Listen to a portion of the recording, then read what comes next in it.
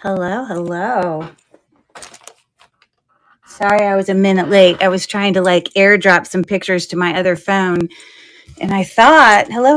I thought that the whole iCloud world would automatically if you have one of your devices next to the other, doesn't it just dump them on all your devices when you take pictures on one? Because it usually does. And I wanted to be able to look at those pictures while I was doing this. And the thing is I film on my phone, which is here. So I can't do anything on my phone while I'm in the middle of this.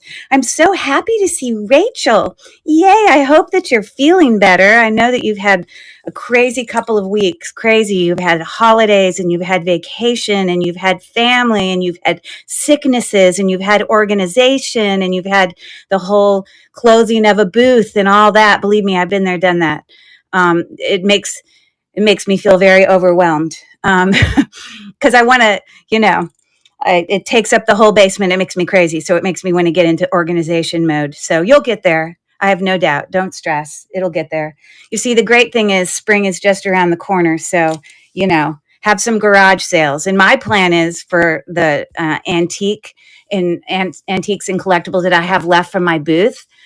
More the hard goods is I've sold a lot of them, here on District on my shows, but I have, things that are bigger, smaller pieces of furniture and things like that.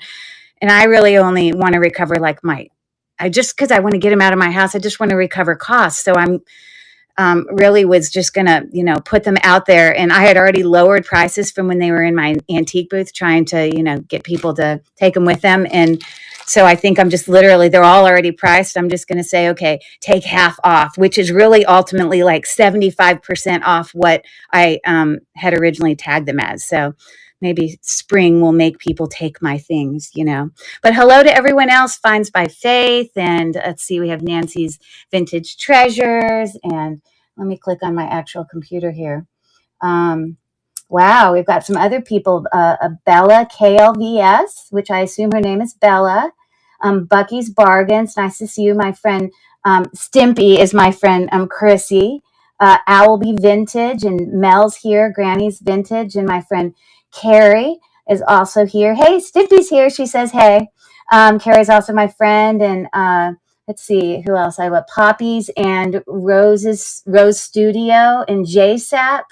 Big Dog Sales Mart Shop. I'm trying to go all the way up to the very top of my thing. Hopefully, if other people came in before that, I don't view it because I only just turned on my computer. So anyways, yeah, I did do a spontaneous sale last night. How are you? How are you, Amy? Last night, which wasn't originally planned. And that was great. I did all Trifari stuff, which to be honest, was a fantastic learning experience. I learned so much from the people that were in there. Mel has a lot of knowledge about it. And, we did a little bit of trivia and, looked at an awesome book that I had bought from Felicia, who is, Felicia's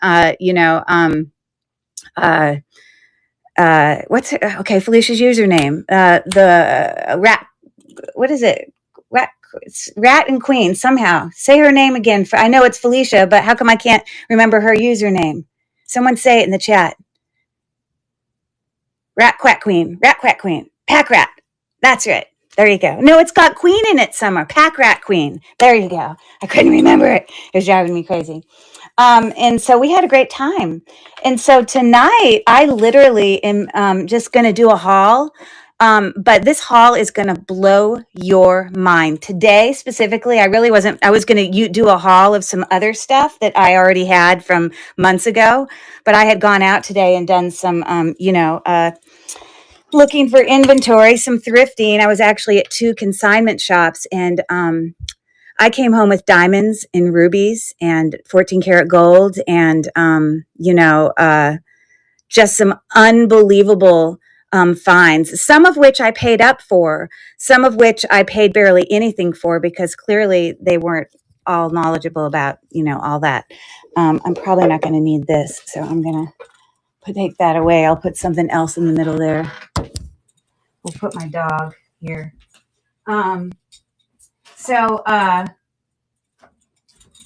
Yeah, so we're going to do some acid testing using my gem tester. I'm going to show you guys.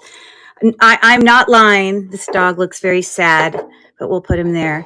I'm not lying when I say today I got like a 4-carat, 14-carat gold ruby ring. And I believe it's a natural ruby because I cleaned it. And, we're always trying to look. You can always, it tested as ruby. So I know that. I put it on ultraviolet light, just pink, bright, fluorescent. Whoa.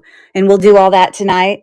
But then, then the big question is it a natural stone or is it, man-made, lab created, which, the Presidium gem tester will not differentiate those. So mostly what you want to look for then is look under the gemstones under, a loop, and you're looking for, bubbles and, imperfections, because that's going to give you more of a sign that that was a natural stone. But I cannot wait to show you guys some of this. So I'm going to share with you the things from my shopping today, which is about 20 items. But then I also over there have another bag of some additional things, which don't quite have, there's still lovely things in there, but not what I'm about to show you. A lot of this I'm probably not going to offer tonight. Some of it I'm going to keep. Some of it I'm definitely going to be selling on my eBay page. For those of you that are new, popping in, my name is Curry. Most of you already know me here, but I'm with I am Cherish Relics Boutique, which if you're not already following me, I believe there should be a follow button somewhere on your screen. Because those that do follow you, I don't think the follow button shows anymore with the new update. And if you follow me, I'll follow you back. I also have a YouTube page with lots of jewelry videos of unboxings and unjarrings and hauls, as well as a lot of live videos. So you can look at videos that I posted as well as live videos. So lots and lots to see if that's kind of your cup of tea. I also do part-time sales, obviously, here on District. I do have lots of things listed that are kind of clearance things that are in my buy it nows of my District profile here. But then I also, finish District. I typically do my shows on Mondays and Fridays at 9 p.m. Last night was a spontaneous one, because usually we're doing trains on the weekend, but so I just did that. And then I also sell part-time on eBay, which is kind of more of my fancier, more precious metal, gold, silver, gemstones, all that sort of thing. So I'm going to put this one aside for now, because we're not going to look at that one right now, because believe me, we're going to look at this stuff. Oh my gosh. I'm just like, I don't mean one diamond. I don't mean one ring with gold. I mean multiple. And all of it tested as, I can't even. I spent today on about 20 items. Believe me, it's going to sound like a lot of money to you, because it was a lot of money. But what I got for that $20, I took a couple risks because I wasn't sure.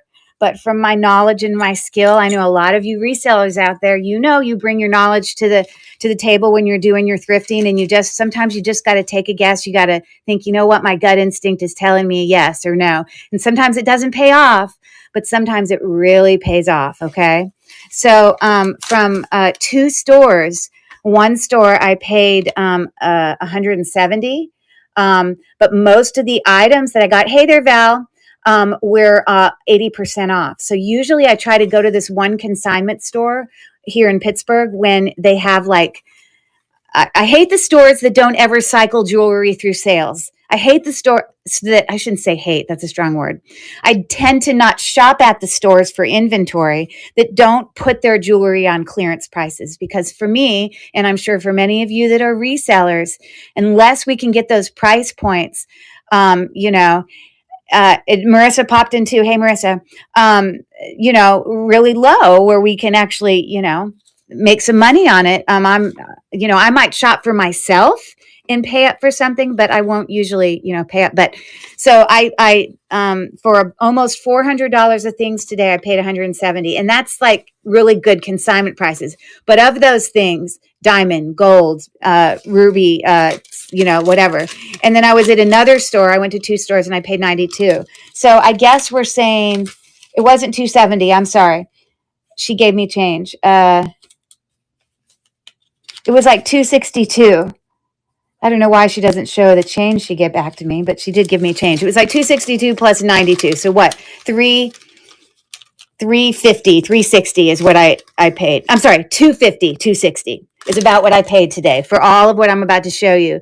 But these are mostly very high-end, valuable things that I took a risk on. So, yeah, so let's just, I guess we'll just start with a bag and we'll just go. My gem tester's on. I have just to the right of me, I will pull over, my acids just because I want to show you guys. Some of the stuff I have already acid tested just because I was dying to know. When you get home, you're like, oh my God, I've got to know. And yeah, so, but I will do it again for you guys because, I realized last night even, sometimes we might babble on about whatever, this and that.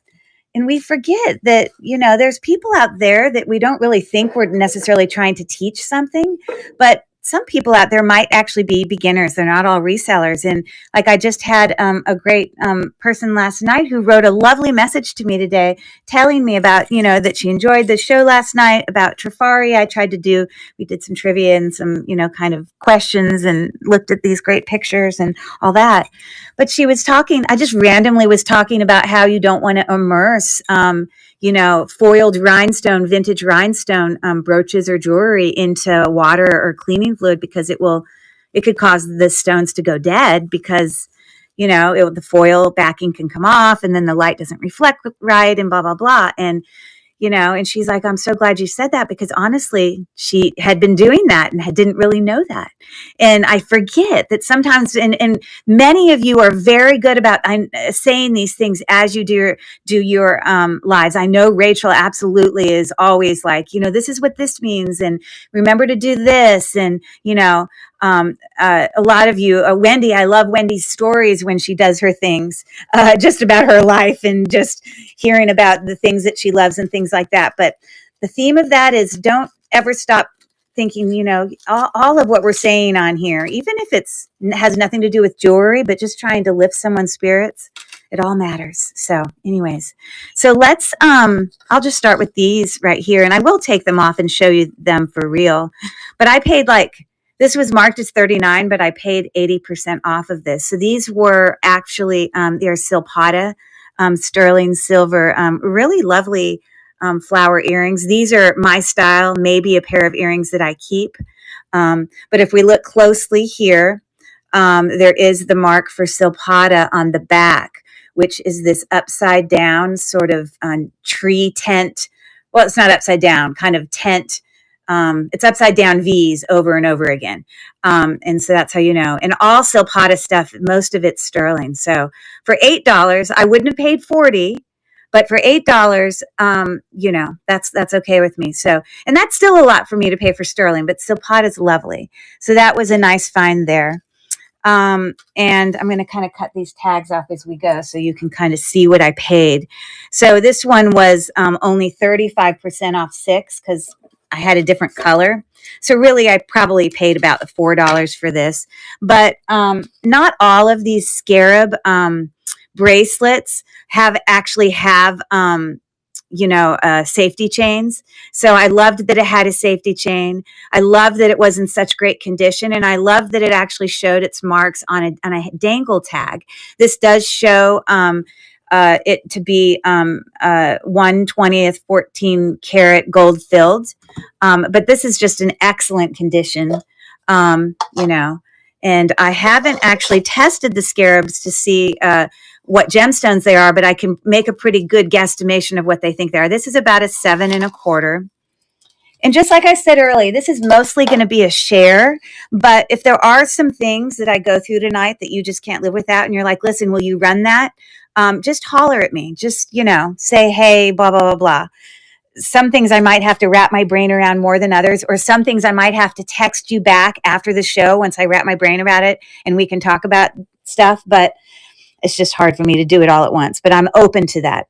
So anyways, I know that this one is Unikite. I just know that from experience and the color of it. Let me get my pencil here. As you know, the Presidium is not going to tell you what stone it is. It's just going to give you a range. Like it's going to tell me that it's a quartz. But I know all the many stones that are quartz. For example, Tiger's Eye which is the next stone here, is a type of quartz. And so I would expect it to fall in that quartz range. And there you go, right there at the top end of it. Quartz is this bottom line right here. This is either carnelian. It could be, I don't think it's garnet. I think it has more of the carnelian. Carnelian is also a type of quartz. So there you go. Usually carnelian for me falls towards the bottom end of quartz, which is what we're finding there. No, this is not an emerald. If this was an emerald, this would be a very expensive bracelet. Emeralds are very, very pricey stones. Most likely this is some type of jade. They are stones. They're cold. Whether it's nephrite jade or jadeite, I don't know. My guess is it's nephrite jade because you can see there. Let me get it to...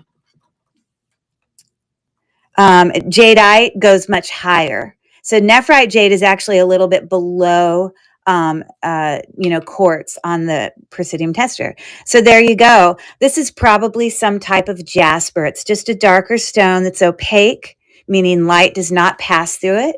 So there you go. Jasper is also a type of quartz. So I'll stop there. I think we get the idea. But, for $4, I thought that was worth buying there. Okay.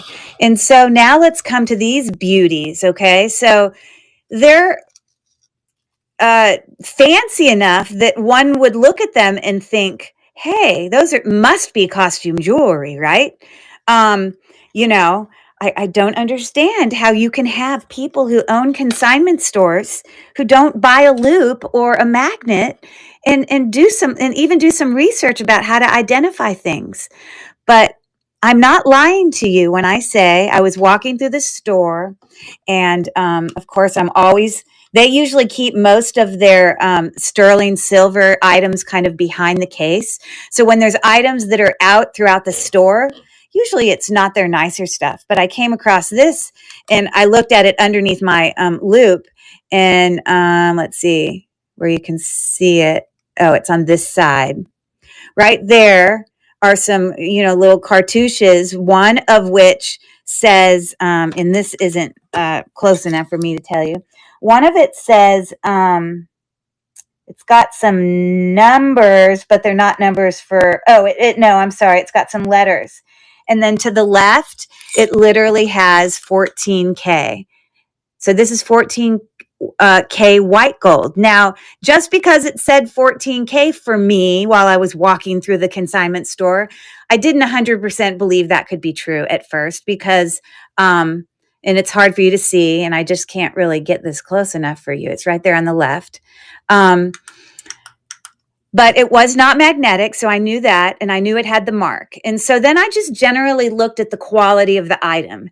You can often have fake 925 marked jewelry, fake 14 karat gold marked jewelry that you come home and you acid test it, and it just plain isn't. It's just a lie. You know what I mean? And so, we have to just use some other things, some other knowledge to just kind of, this is one of those things that I just took a chance. Now, mind you, it was $19 and it was not on sale at all. So I paid full price for this. So I really did. With most of the other things I picked up were 80% off. Okay. Now this is most likely rhodium plated. It's too shiny to me to probably be, non-rhodium plated, which covers sterling silver or glass. Or gold. I think it's used more with sterling silver. So it's possible that it's not rhodium plated. But anyways, so I looked at the craftsmanship of it. Did it have open backs on its stones? Was it truly prong set for those stones, or were they just glued in stones that looked prong set because they put the little knobs? And so for me, it passed all of those tests of quality prong set, quality made, non-magnetic, C14 karat gold. And I was like, you know what? I'm going to take a chance. And obviously they didn't notice it. And so I took it home, and here we go. You can see I've done some acid testing because my finger is purple. So let me bring this a little closer. This is, in fact, a blue topaz. That's the larger emerald cut stone. Not topaz, I'm sorry. It's aquamarine. Aquamarine is a very light colored stone. Hold on, let me quit sliding off of it. It's a very light colored stone that it's right there. It's the first one that comes after the glass. Okay. And then these blue stones at the side, I was wondering maybe they could be sapphire, maybe they could be blue spinel. And from my discovery, I believe that they are spinel, which is not an uncommon thing for them to do. And it does come in a dark blue stone. Okay. And then the clear stones, I thought, okay, they could be cubic zirconia. There's a lot of fake, not, fake is the wrong word, but there's a lot of gemstones that are authentic gemstones, but they have the look of a diamond. For example, you can have a white sapphire. I have some of them. You can have a white topaz. I think spinel even comes in a clear. You can have moissanite. And as I test this, it's possible that even it goes up to diamond, that it could be moissanite. Sorry, I'm going to hopefully not press against the metal here. It's hard for me to see it. I got to get this while I do it because I just am too darn blind for me to press it on there and still. So just ignore me for a second. I just can't see it. And I realize you probably can't see it either. Let me move it over there. Okay, focus. There we go. It's just very hard for me to line it up without touching the metal. Ugh. But they are diamonds. Now, there you go. Is it possible that they could be moissanite? Yes. But then when I go from that and I acid test it for gold, which I did acid test it, I won't put you guys through all the rigmarole of that. Maybe we'll do it for a few things tonight. But I don't want to scratch this more because when you acid test these things, you've got to scrape it against your stones and all that. But I did 3 scratches and I tested for 10 karat, 14 karat, and then 18 karat. And the 10 karat and the 14 karat did not change at all. And then when I got to 18 karat, it disappeared. So this is in fact 14 karat white gold, aquamarine, emerald cut bezel set, blue spinel and diamond earrings. Wow, right? Got to get ready for bed. No pry. We'll see you later. Thanks for coming. But wow, all I can say is, you take a chance and there you go. So that was a really good find. Now they're not necessarily my style of earrings. Hi there, Gozira. But this is definitely something I'll be selling on eBay. But, sometimes you got to take a chance. So that was number 1 today that made today great. Now, I paid $20 for something that is definitely worth several $100s. I don't know exactly how much. I did try to do some Google searches on it, but I'm thinking at least more than 200. But that's for me to do some research later. So there you go. Take a chance. So I'm just going to set some of these items off to this back here so y'all can see them as I do it, if you care. But those are some of the finds, as well as my Silpati earrings. And we're going to keep on going. Let me grab another bag. Thanks for coming. Okay, so here are 2 bracelets. The color today that was 80% off was yellow. So I was really mostly looking for those items that were the 80% off things. One of these bracelets here I'm about to show you was originally 25, and then 80% off that made it 10, and then the other one was originally 45. I think that's right. And so 20% for 80% off that made that not 10. Sorry, scratch that. It made it $5, and then 20% of this is 9. So okay, so I have tested this. This is marked with 925, definitely on this main center dangle off this bracelet. It is marked with 925 as well as 14 karat gold because it's got 2 colors in it. not two colors. You can see those little button spots there, the little round things. That's 14 karat gold. And then most of the rest of this, obviously all of this is sterling silver. And all these other charms were all sterling. It's pretty heavy. I could give you the gram weight, but I don't know if you necessarily need that information, but it's pretty heavy for a typical sterling silver. And so I have acid tested this for sterling. It is sterling. I didn't do the little gold pieces, but I'm confident that they are. And then this is a aquamarine. Or it might be blue topaz now that I recall it. I think it's blue topaz. So there you go. Sorry, it slides off it. And then when you get the stone too hot, you shouldn't press it again until it cools off a little. So, but anyways, blue topaz. Okay. Most of these other, charms are just, textured links. But yeah, so what? Maybe the most expensive one was $9. Not a bad find, right? So pretty lovely. I believe these are probably around 7 inches. They do have a toggle clasp, which is, makes me worried to have such a valuable bracelet with just a toggle clasp. But, that's 6 3/4 for that. And then I had another one that looked just the same. Also having marks of gold and silver, except this one, the gold and silver marks were inside of the main stone there. I mean, that's the main charm. The other ones were just solid sterling silver. So that little ring is gold.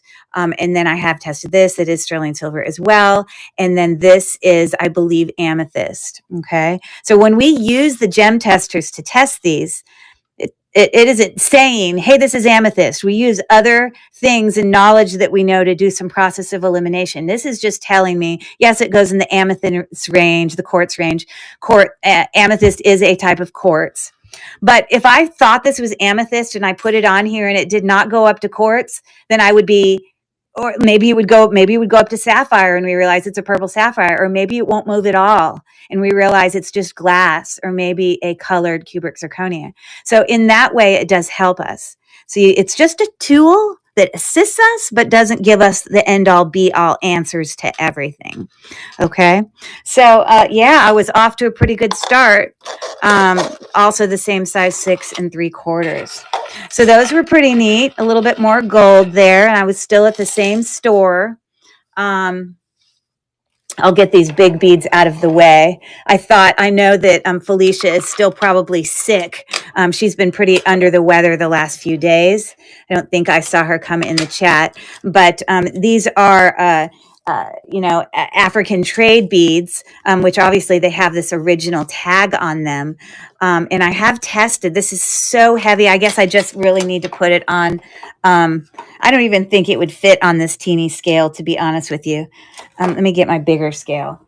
I have tested those other stones there, those brown stones, which I believed before I tested it were going to be white sapphire. I'm sorry, red jasper. Jasper is a type of quartz, so it should show up under the quartz when I test it. But let me just put this over here. So it weighs, about 3/4 of a pound. And I actually don't have it flat. So let me move this here where it's all the legs are touching. Hold on one second. I'm sorry, I'm setting you down. You're getting a slight field trip. I apologize. Okay. I just wanted to make sure that so it is about 3/4 of a pound. So 16 ounces makes a pound. That's pretty darn heavy. Okay. So, so look at these beautiful things. Sometimes people kind of, these are not like millefiori beads that come from, like Italy, the glass blown, but they obviously are a kind of a version of that. And the way they make it, I'm sure is similar in that they get all these little floral marks in them. But so what I was hoping when I did this, I knew it was cold, but I was hoping when I brought it home and that it was in fact, I believed it was red jasper, but there you go. It goes up to quartz on those brown stones. And this is really heavy. Now, We use resellers, sellers. Okay, so it was originally marked as 95. So I paid 80% of that. So I paid $19 for this necklace. Okay. When I went on and did some Google searches on that for trade beads, because I didn't walk out of the store until I, did a little bit of, you know, taking a few pictures. Let me do one with my other phone real quick.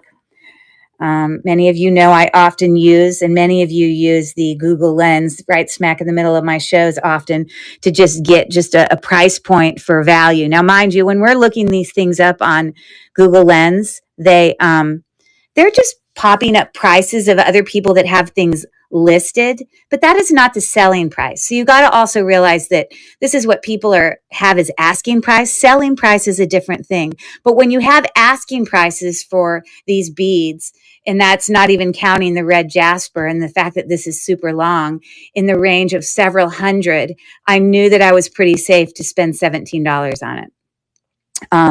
Yeah. So, and they're big and they're huge and, all the things. Again, sometimes we have to buy things that maybe aren't our style, but they're somebody's style and it has value. So there you go. I got that. So that's pretty extraordinary. I'm just going to set it right back there. Now that I actually have this thing here, I'm going to show you those bracelets. I mean, they're not, so that's like 1 ounce, a little bit over an ounce. They're pretty heavy for a bracelet.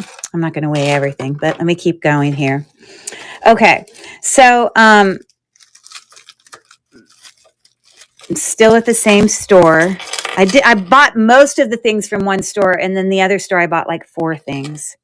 Okay, so this isn't like diamonds and precious metal on this one. It's not even sterling silver, but 80% of this cost me $4.40, so it was less than $5.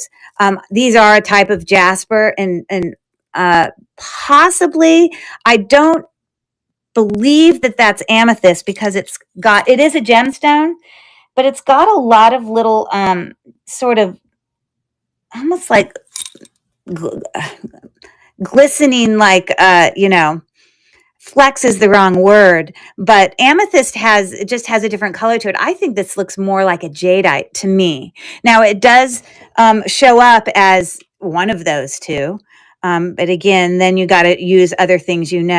Could be amethyst, could be nephrite jade. I don't think it's jadeite. I think it could possibly be a nephrite jade. And then I believe that this other stone is definitely some type of jasper.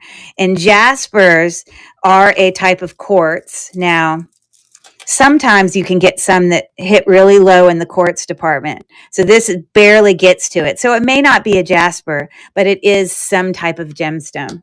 Now, the other things on here I have tested are just glass faceted beads, those cute leaf ones. But this is all kind of artisan made with a lot of wire wrapping and a cute little clasp there. It is not sterling silver.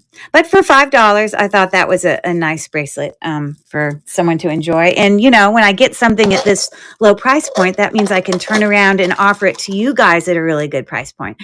That's looking about $6.25 for that one. So let me cut these tags off because they're super ugly. So there's that. Okay.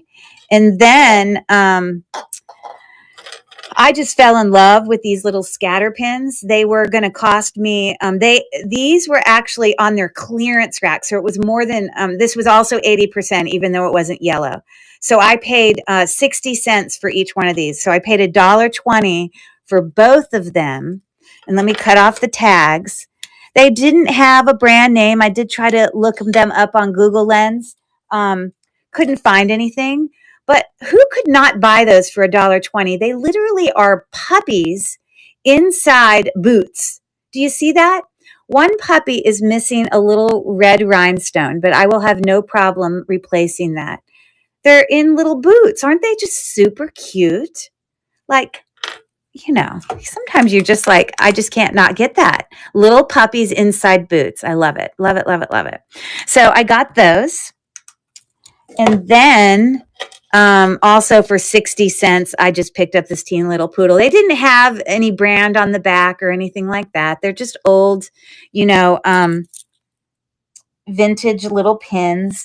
I don't know if this originally started as a scatter pin or not. Now, a scatter pin, Rachel or any of those other resellers out there can correct me if I'm wrong, but I believe scatter pins, the kind of the meaning or the description of what they really are is when they give you a set of 2 or 3 of similar pins that are smaller in size. They might be exactly the same. They might be just similar to each other.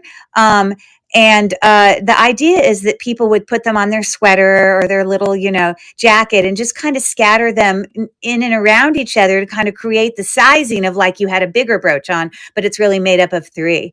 I think sometimes people could also probably use them on sweaters to, help. I don't know. I know they also have the little sweater clips to keep things closed. That's not what these are. But when people have little cardigans on, they put fun little things on. But they're just called scatter pins, and they usually come in pairs. I don't know that this is a scatter pin because it only came with itself. But I, when you find 2 of these, that's what they're called, scatter pins. So, okay, let me keep going. Should we go to the Mac Daddy stuff? You want me to take you to the Mac Daddy stuff? Say, yes, go to the Mac Daddy. Or you want me to wait to the end and to do the best stuff? Not that the stuff I have already done isn't amazing. Yes, go to the Mac Daddy stuff. Okay, I'll do it. All right. This stuff here was actually from a different store. I went to one other consignment store before I came home. And actually, I think this one was from this store. So let me put it in here.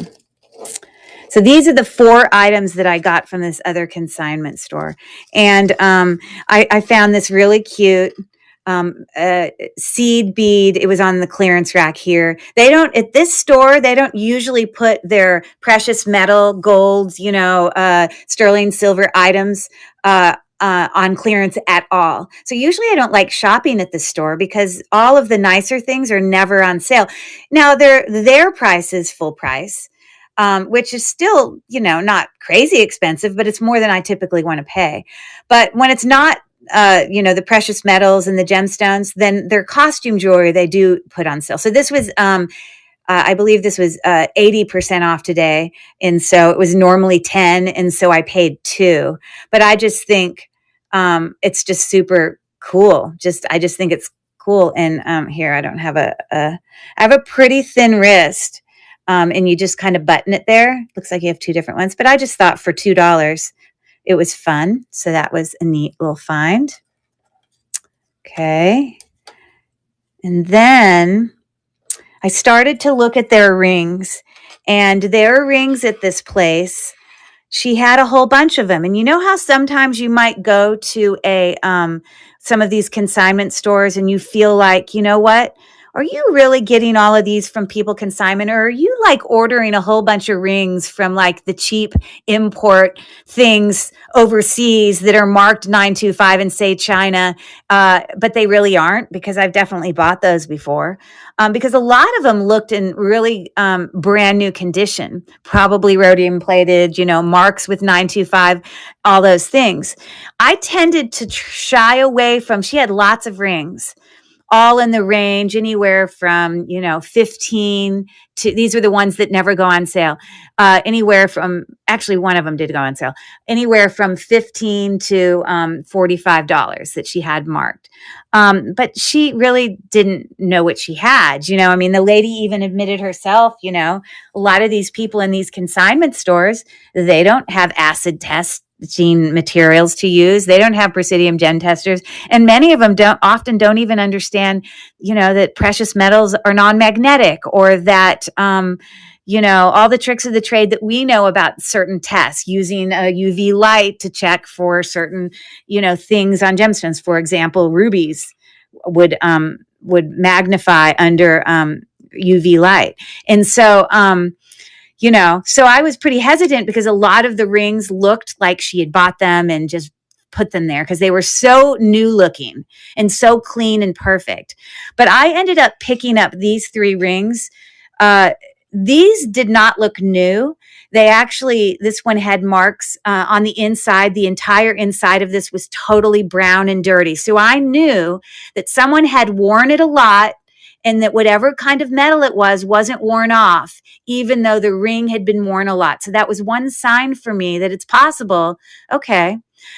This is, in fact, clear as day, marked 14 karat gold. I don't know why she didn't look. Now, again, just because we see that, hold on, it's the other side, doesn't mean we believe it. I think she had the tag. I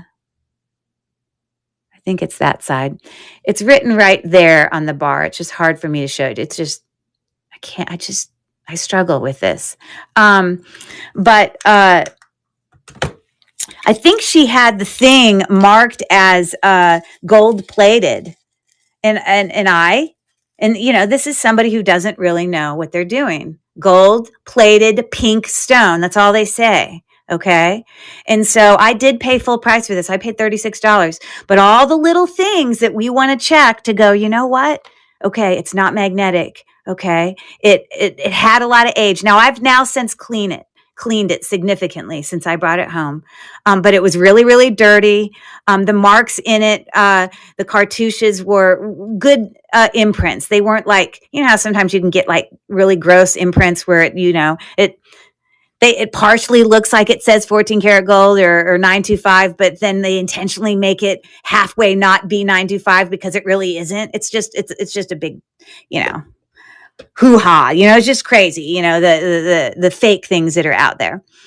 But this looked old, and it looked like gold to me. And from my experience, I'm like, you know what? It was marked with gold.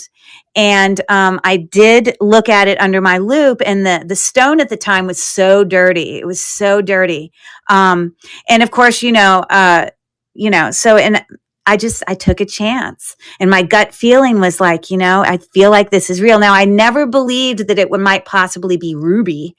Even though ruby is often that kind of pinkish red, because this stone is so big. Like, this is at least 4 carats, you know. Let me get you a closer up look. And I have since cleaned it. Sorry, let me get my smudge marks off.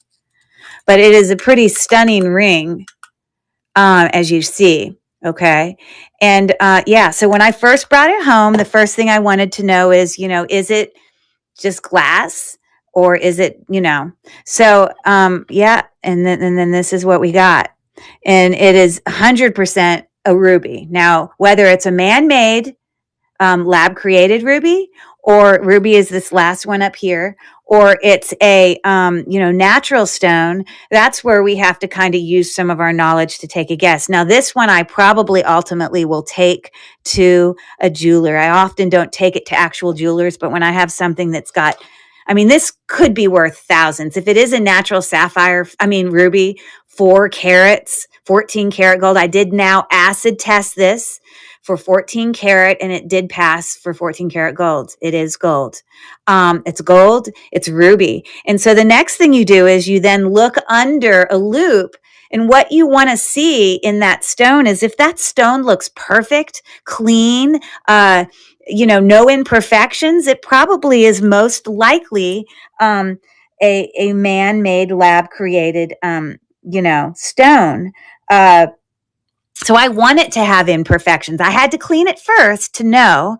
But like I said, just because on the gem tester it says it, I know that it's ruby because the gem tester has definitely told me this here, and I'm about to show you my black light as well. Because ruby does fluoresce under ultraviolet light, but I don't know whether it's natural or man-made. So when I look at it under my loupe, I'm happy to say, and I can't really get you to appreciate this, but it has some little bubbles in it. It definitely has some spots of imperfections that I see. I can't get you to appreciate that I see those, but I do see them. So I'm hoping and praying, that it is, in fact, an authentic natural ruby, because if it is, it could be worth a couple $1,000s. I just don't know. But here it is, for me, I could put it there. It's a little bit big for my finger on that one. It actually will fit on my middle finger on this side. Cause I'm right-handed. My right fingers are always bigger. Okay. So now you're going to take a little field trip with me to the other room where it's dark, and I'm going to fluoresce this for you. Okay. So give me a second. You're going to just come with me. Out here, because my guest room here, the light's off. So we're just going to come in this room.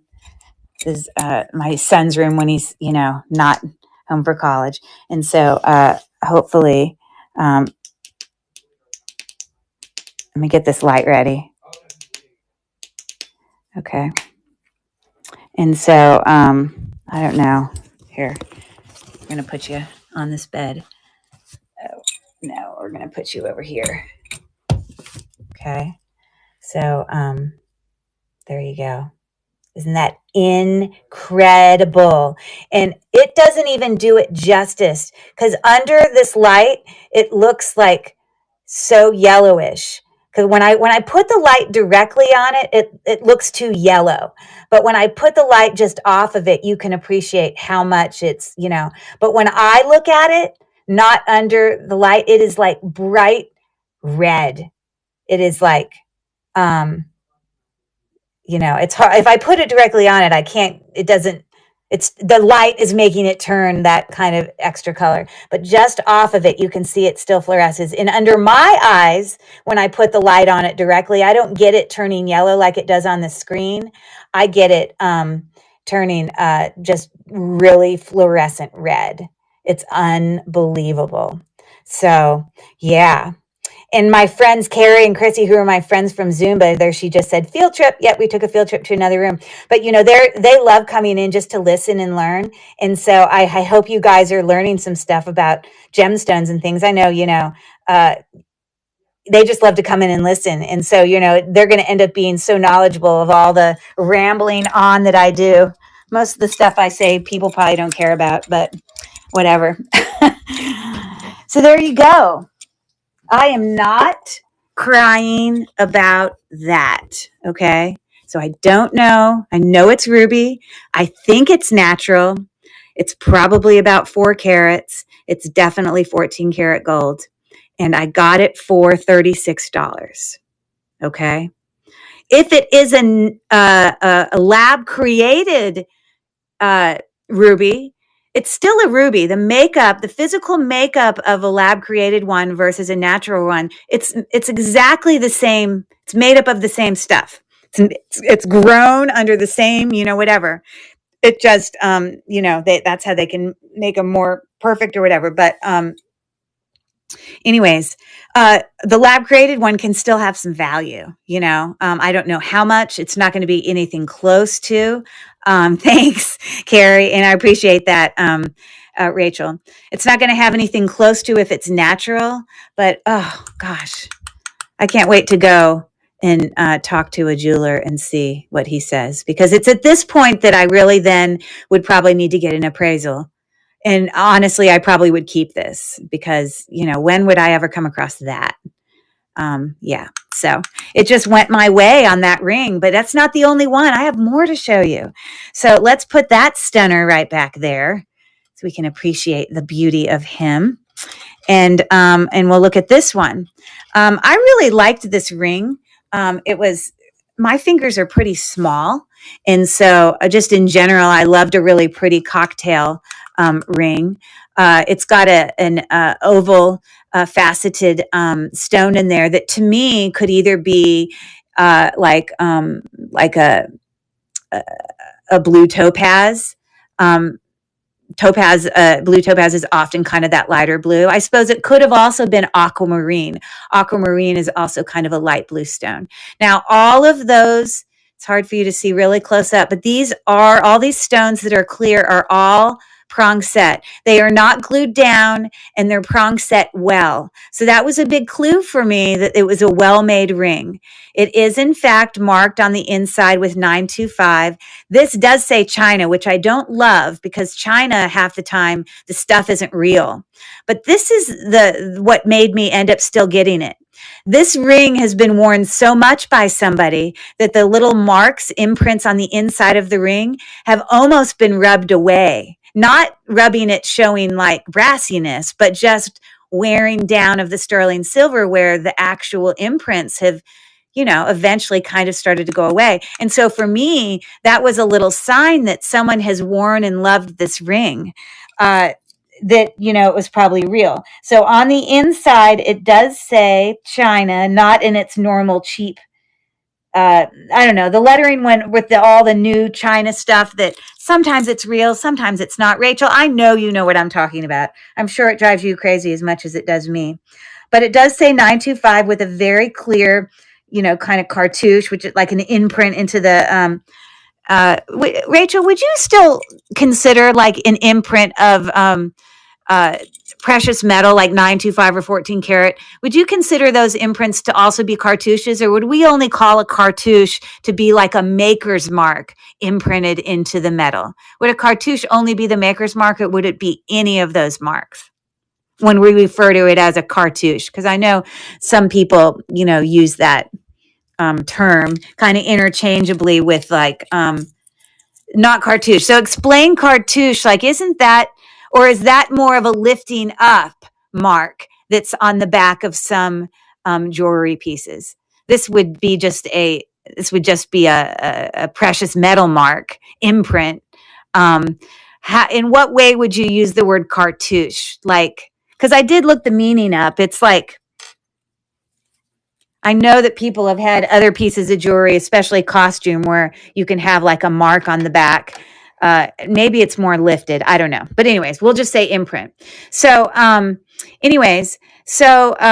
oval or oblong shape with words or maker's marks on it. So it has to be words or maker's marks. Oval or oblong shape. So it would be like a shape with words inside of it. That's what you're saying. Okay. So this beautiful ring, So I was like, you know what? I think I'm going to take a chance. All my instincts were saying it didn't look like it was, bought in bulk from, overseas from all those cheap, whatever stores. So I brought it home and we tested it. And so it's hard for me to really let you see this well, but because I can't really get closer. But I do believe that this is a blue topaz. Could be blue spinel because they fall into both. So for me, I can't tell you which. That's the end of my ability for what a presidium will do for me here, because it could be either one.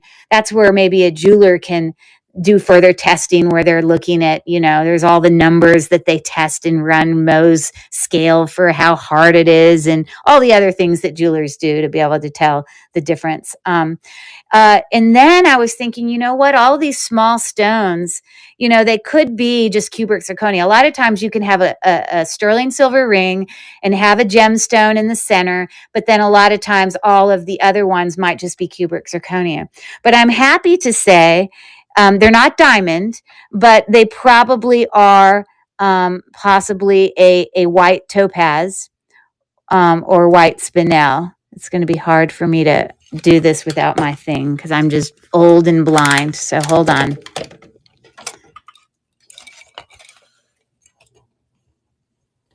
I just can't see it. Isn't that terrible?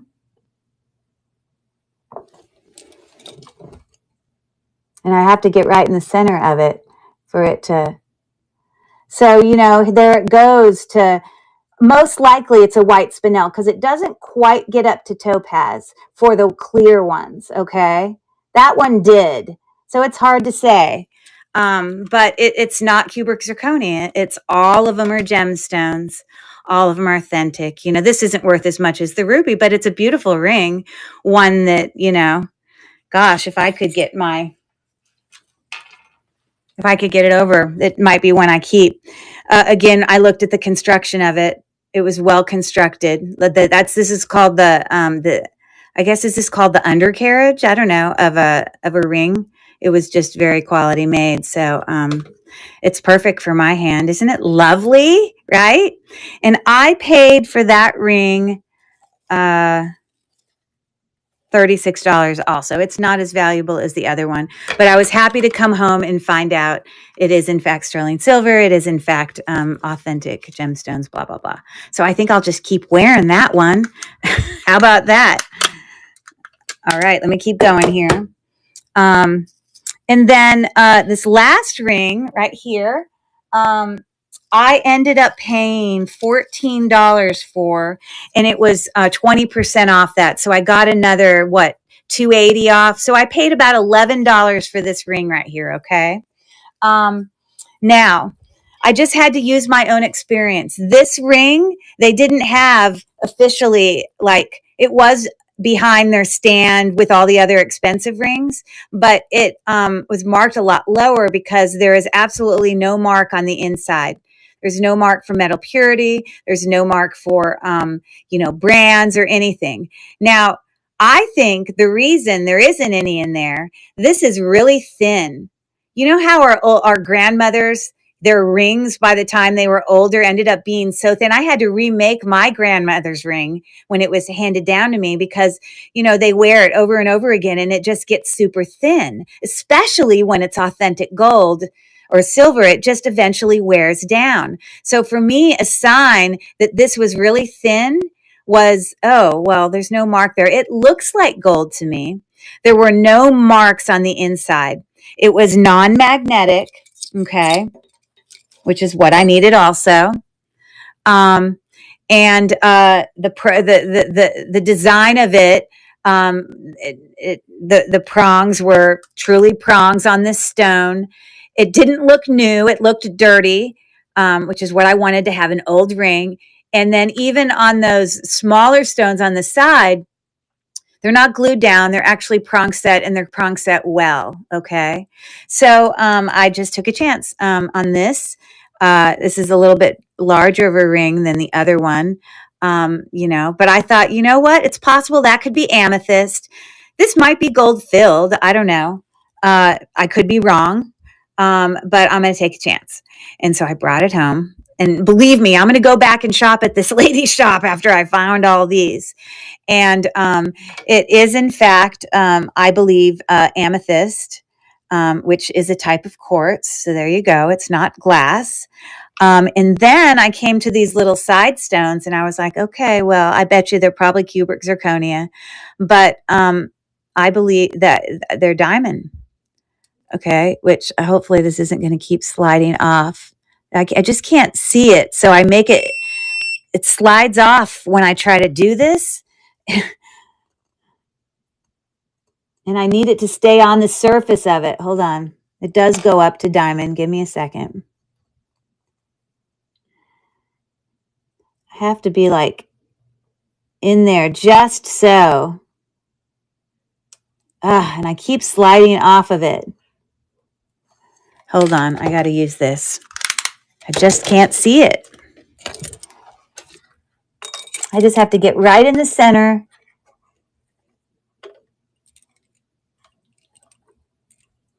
I want to make sure that it's not blurry for you.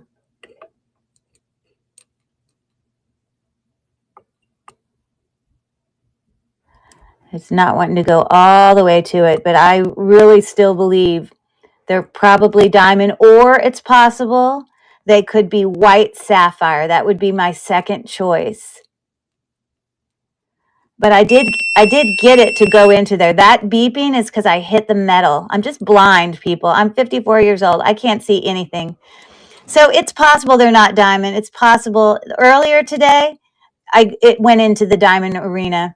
So I don't know.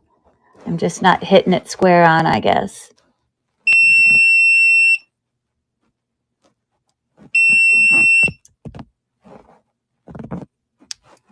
Yep. Anyways, so at a minimum, maybe it's white sapphire. I don't know. At a minimum, it's white sapphire.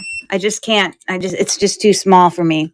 But for it to be white sapphire, at a minimum, an amethyst, and then I tested it, and it is in fact 14 karat gold. So I used my acid testing, and I know that to be a fact. So we got that. Pretty nice, huh? Sorry, I'm trying to... I bring this up here, but then there's multiple light things, and I like it when it's on that one. So that's why I keep clicking back and forth in it. But isn't that pretty?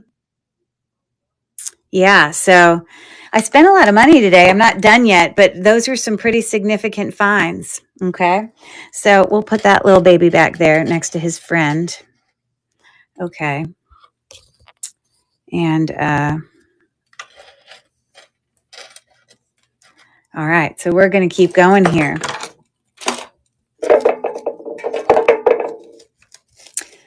So Rachel, are you feeling better now?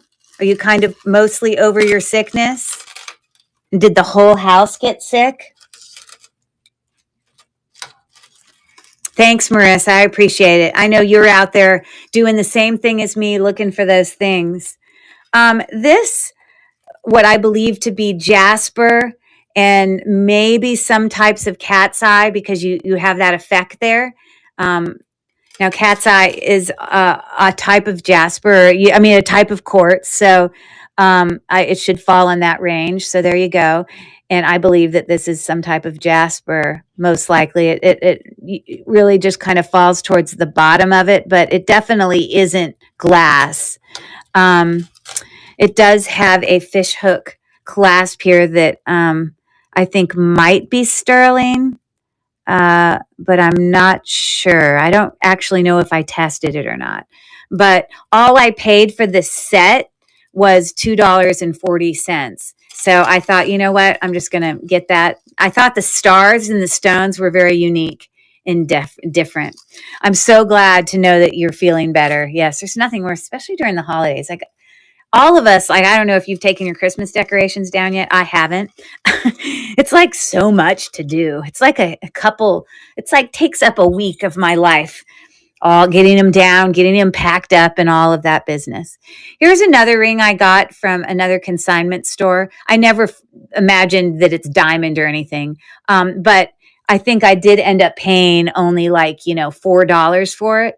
But it is sterling silver. It's marked China and then 925, which of course always makes me feel like, I don't even believe it. But when I brought it home, it did in fact test for sterling.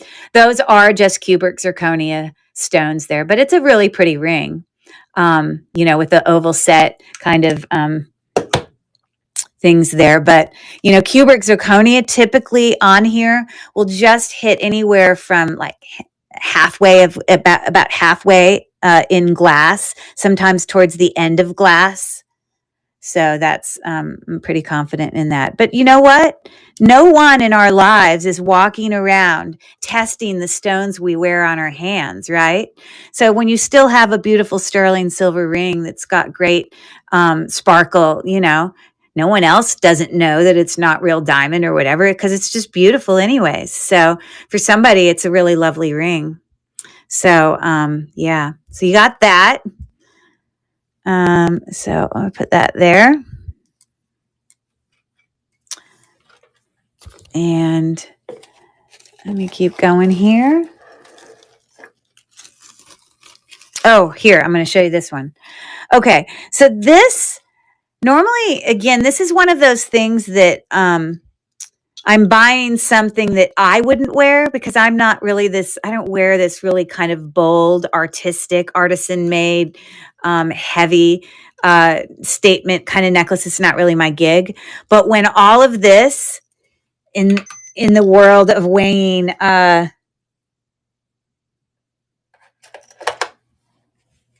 2 ounces is sterling and red jasper, which is what I believed it was when I was in the store. When I came home and tested it, it is in fact a jasper. I'm 100% confident it's red jasper. But there's no mark on the actual pendant for sterling, but there is on the bail. But I feel like this is very artisan made. But this is a sterling silver chain as well. It is so thick and significant. It does have marks up here for sterling. I can't believe it's just on a toggle class because it's so much. It was originally marked 120, but I got it 20% off. So for $24, 2 ounces of beautiful loveliness, you've got that oval shaped Kobashan, beautiful jasper. It's pretty significant. And definitely worth way more than $24. So I went ahead and picked that up, which is a lot for me to spend. I'm not usually one to, I'm usually the, let's spend $2 or $3 kind of deal girl, but I don't know. Today I kind of went a little crazy because I just found so much that I was like, how is it that no one has bought this stuff? I just think people didn't know. I don't know. Okay. So there is a little ring in here that's just plain goofy. It is like this parrot that's, got layers of, you can see his feathers, but then it's got all these, it's hard for you to see, but those are all, stones that are a prong set in there. You can see his little green eyes, bezel set in there. Inside of this goofy parrot, he was, he's marked, on the inside with 925.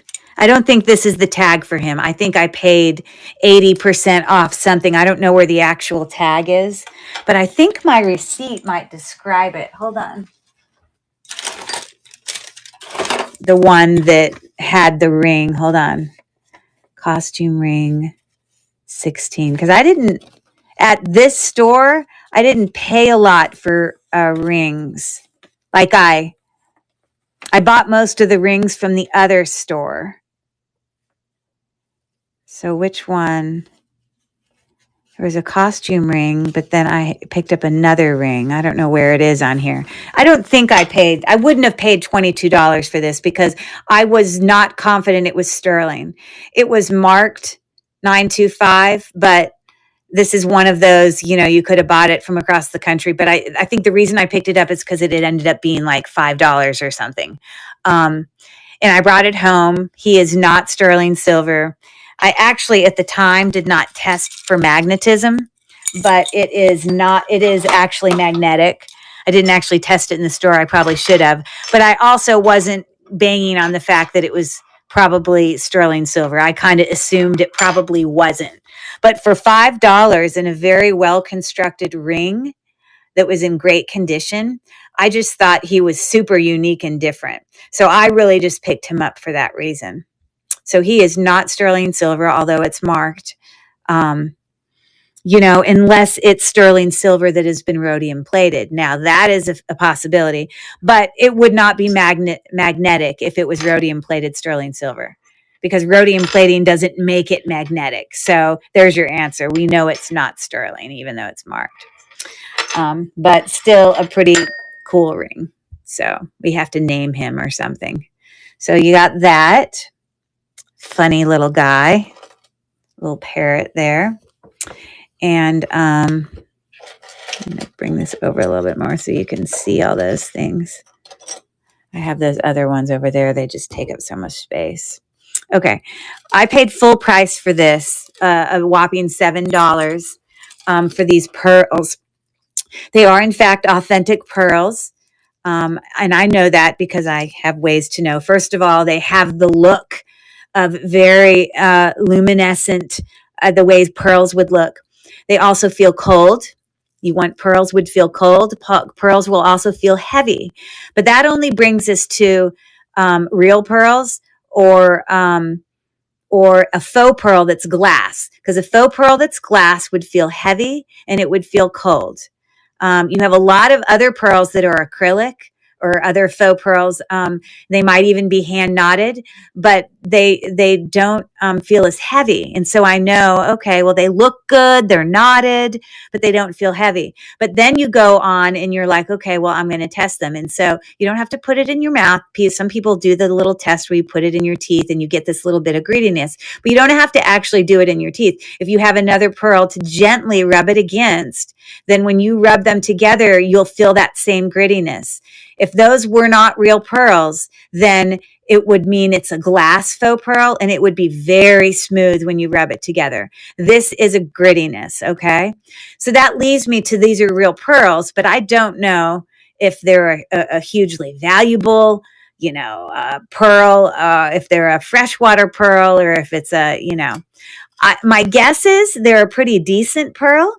Pearls are never going to have the exact same size and shape because they're a natural made product. So even for a hand knotted strung pearls, they're going to still have some variations.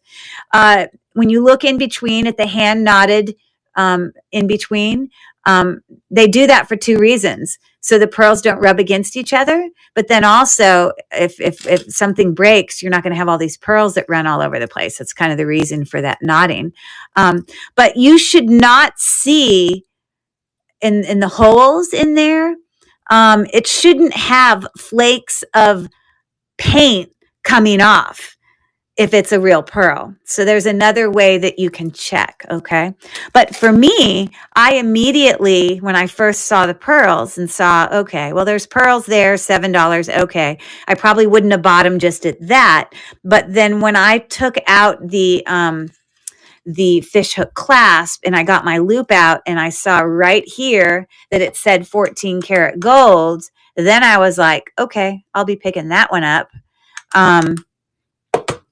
Because if it is 14 karat gold, then most likely these pearls are a nicer pearl. Like that's a nice strand of pearls. They're not like just freshwater.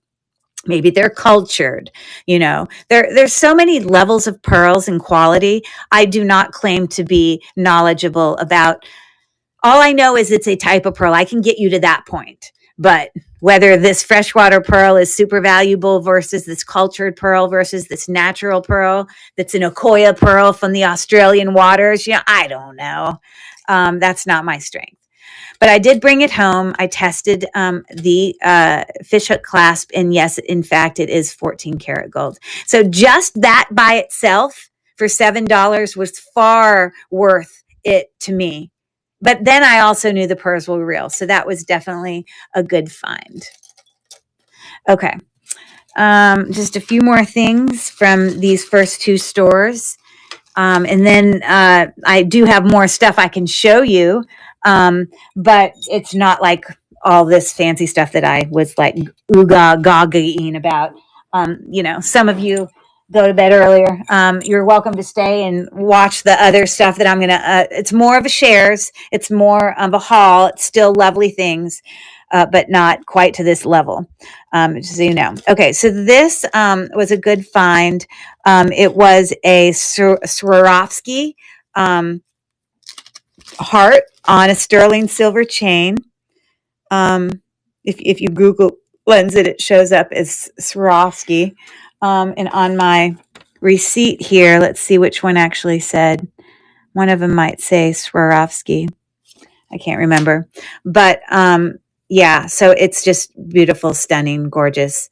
And when I Google lens this, it is in fact authentic sterling silver. I have checked that as well. I think I probably paid, it might have had a 40 price tag on it, but then I paid 80% off. So I might have paid $8 for this, possibly. Okay.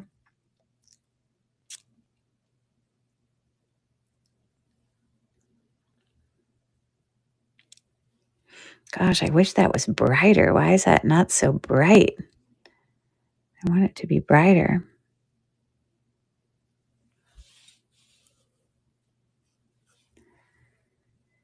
There you go. So, like something comes up, Swarovski crystal thing that's at Goodwill, but beaded Swarovski heart necklace. Obviously some selling for, this one may not be real, but there you go, 65. So for $8, that was worth it to me and very pretty. And Valentine's Day coming up, I thought it was lovely. Oh, do they look exactly like your pearls? Really? And did your pearls come as a gift, Carrie? Like, have you had them for years? Were they like your mother's pearls?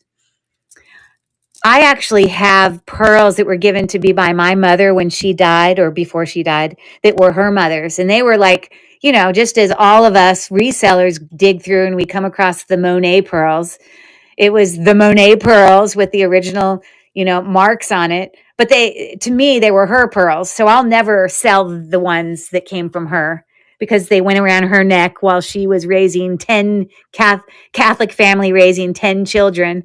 I just know that holds a story in it that matters to me, but were yours something that you got? The clasp does. Tony got me pearls when I was dating him. So 27 years ago. Oh, that's sweet. You need to keep them forever, and I know you just have like one son, you don't have a daughter, but somebody in your life at some point, it will be it's worth handing those down to somebody, probably to your son, who can then give them to somebody he loves one day. But that's awesome. I love hearing that story. So anyways, that's Swarovski. This I got for, 180 times 2. So I spent $3.60. I was waiting for it to go on 80% off because it was there for a while and no one ever bought it. This is in fact sterling silver and turquoise. I believe it's turquoise. Turquoise does not test on the Presidium gem tester. It does feel like a stone. I do know that whenever I try to test what I believe is turquoise, it doesn't even register on here. So if this does register, then maybe this isn't turquoise, but it's another type of stone. Usually it just goes in the range of glass-ishness, which is what this does. It doesn't go like high up. So part of me still believes this is turquoise, but it's possible it could be something different. But all that beside the point, it is sterling because I have tested it. You can see that it's very tarnished there. So I picked that up. And then I got this really lovely sterling silver ring. It was marked $39, but I got 80% off. So I paid $7.80 for a beautiful sterling silver. It is marked on the inside. It was older marks for sterling where it actually said the word sterling. I just can't get this focused for you. Let me cut this thing off.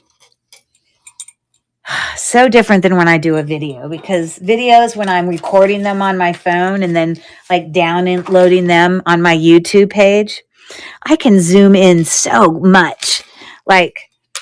And so it drives me nuts because I just can't see. I'm just blind. But let's see if I can get this somewhat close where it's not focusing on the background and it can just focus on the foreground. But in there are marks. You can sort of see it where it says the word sterling. But this is a beautiful, very Art Deco looking pearl ring. You can see the prong set there has like double prongs.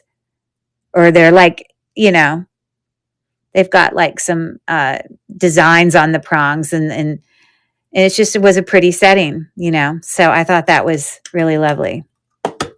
And so, or give them to me. Chrissy. Chrissy is Carrie's friend, and Chrissy is younger than Carrie. And so, Chrissy wants to get put into Carrie's will so that all of her jewelry will get passed down from her to Chrissy. Or maybe I'm your friend too. You could put me in your will also, and you could pass them down to both Chrissy and I. Chrissy wouldn't even know what you gave her because she'd be clueless. I could help her know. That's funny. But isn't that a pretty ring? So let me back off, Curry. She says, okay, all right, I will. You knew her first. She's kidding. She's my friend. But isn't that pretty? It's definitely my size. It's about a 5.5-ish on that. So, but I'll probably sell this. I have another Art Deco-ish pearl ring that I've already kept that I like. So I love you too. I don't need to keep that one, but one to sell. So anyways, that was the 200 and approximately $260 worth of money I spent today. But what I got for that was unbelievable. And I know that you guys agree in your experience, especially those resellers out there, that was well worth that. Especially when I wasn't expecting to have diamonds and rubies and all of those things. So, yeah, so I'm going to put these off to the side. Now, let me ask you this question for any of you that are watching, because I know I've got, some people in here that I know, but there might be some people like JSAPP. I don't know if they're still here. Bella KLVS, and I have seen Albie Vintage being here before. I believe she might be a reseller. But Bucky's Bargains, that might be a reseller. But I'm happy just out of teaching purposes. You did see me use my gem tester a little bit here, but I'm happy to take one of these rings that were gold and show you how to test for gold and sterling silver just briefly. I might just pick two things just to show you.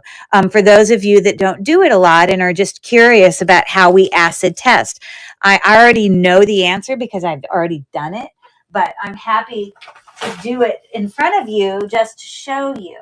So give me a thumbs up in the chat if you want me to take 5 minutes and just show you a few of those items that are in fact, she has a list already. I bet she does. And she's serious too. But I can just real quickly just show you a few of these actually showing positive for gold and silver. Is there anyone you want me to take 5 minutes and just do this for you to show you so you can see it?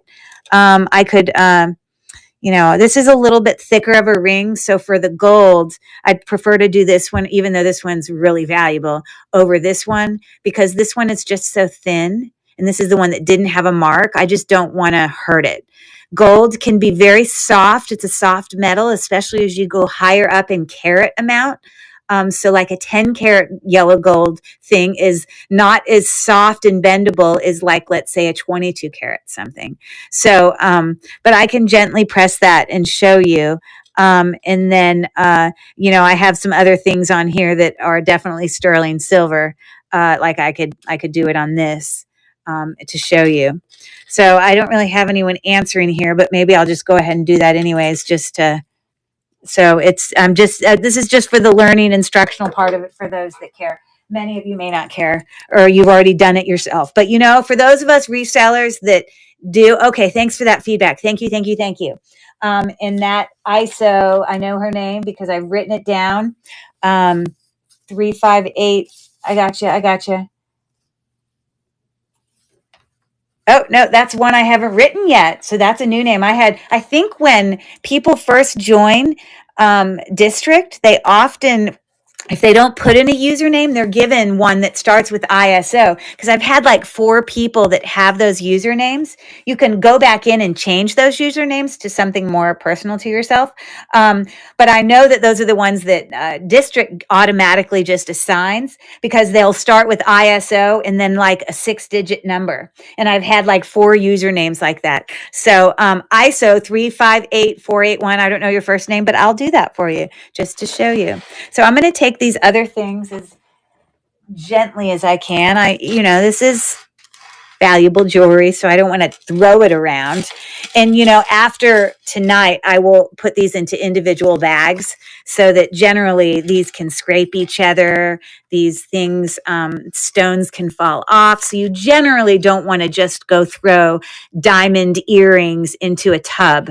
But I know that when this show's over tonight, that I will put them into baggies. Okay, so let me get this out real quick. And this is, I've had these acids for years. Rachel knows a lot about this. She definitely has acids in her kit of things to use for testing. But I will tell you that it will corrode metal. These acids are very potent. You can see how it's corroded. Even these are the boxes. It's the box it came in, and it still corrodes it. Now, if this was made of sterling silver or gold, it wouldn't corrode it because it doesn't actually break it down when it's the real the real precious metal. But I left it for a while. There was a period of time. I'm going to give you another field trip here. where I, for a while, had left it over here next to a Tiffany lamp that I have in this guest room. And I had some I had some jewelry that I had set here for a while near this Tiffany lamp. And I was working on testing some stuff, and I was testing up here on this table. You know, I had like plastic down, it wasn't on the wood. But for a couple weeks, I just left the gold box here, and the, you know, cloths that I was cleaning the gold acid off with was just sitting in the box. And so it's sort of like in the air. And over time, it started to corrode. You can see it. There's little like bumps on here. These were not here. It started, and you look at this big spot. I must have taken my cloth or my paper towel that I was cleaning the acids off with, and maybe I accidentally laid it on there, and it was just literally corroding my lamp.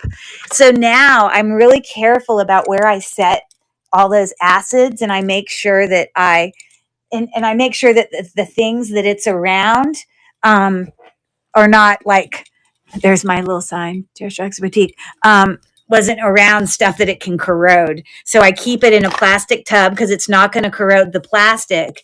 And then I keep it up in the closet somewhere where I'm not like damaging other things. Because, you know, we have a lot of costume jewelry that's very valuable, but it might not be a precious metal per se. Okay.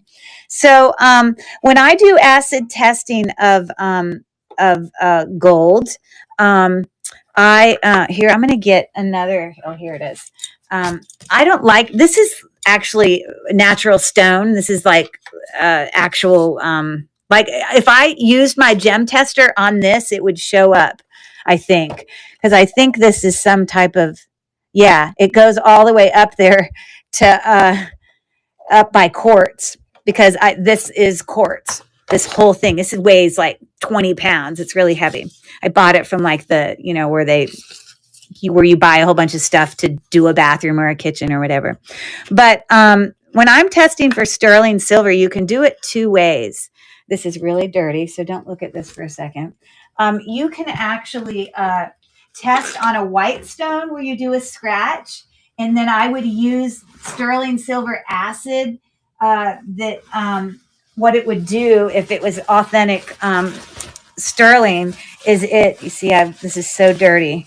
The scratch would turn burgundy. But the problem is right now I'm out of sterling silver acid.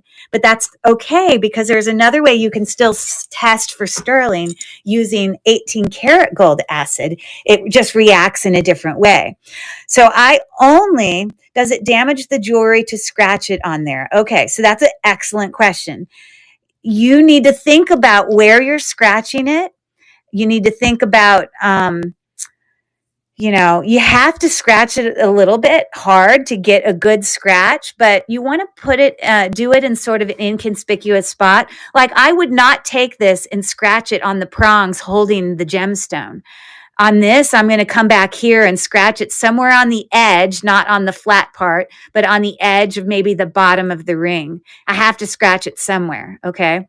Now, this is me testing for gold, so I'm not even talking about gold yet, but you're just asking generally about a scratch. You know, here I would, you know, I'd try to put it in an inconspicuous spot. Because here's the thing, if the item that you're scratching or testing doesn't turn out to be sterling, when you do your scratch marks, sometimes what you're going to find underneath it no longer looks silver, but like this looks tarnished, but it's got a brassy, you know, coppery looking metal under it, because it's a fake metal. You've got all these cheap other metals that are just cheap metals that are made to make, you know, cheap jewelry that have been overlaid with like a plating, or not. Sometimes it's not even a real sterling silver plating. It's just plain, not, you know, but sterling silver in general, jewelry, it's like when you see the marks 92925, what that means is that sterling silver is 92.5% genuine sterling. Like there are some alloys or other metals in it that that are used, and sometimes that helps it not be quite as soft. Sometimes you can be scratching, other sterling silvers. It might be marked with 800, and that's just got less sterling in it. But that's what that number 925 means, is it's the percent of actual sterling that's in the full makeup of that. But the thing about sterling silver jewelry is that the whole piece of sterling, it's sterling throughout. So when you're rubbing it, it should be silver underneath just as it is on top. Now that's when it's not vermeil. Vermeil is when you have like a gold plating over a silver and it's got a gold tone color. So that's a whole nother story and that for another day. But so it can hurt it if you're not thinking about, look at how much all this tarnish is rubbed off on my hands. So you want to do it in an inconspicuous spot. Now, whenever I scratch, I'm not going to scratch on the white though. So I was telling you, when I test with sterling silver acid, I use the white stone because it turns burgundy. But when I don't have that, I'm going to use my 18 karat gold. What the reaction we're going to get using 18 karat gold acid is it will take the part that I scratched and it will turn it like a milky blue. And so that's the reaction I want. And so I'm kind of scratching this on the edge on the back, and I'm giving it a good solid, I want it to be a good scratch, but I don't have to make it, 2 inches long. I just need enough to, be able to see it. Okay, so that to me, that's enough. I don't want to scratch it more. Now, what I always encourage people to do is on the point where you've done your,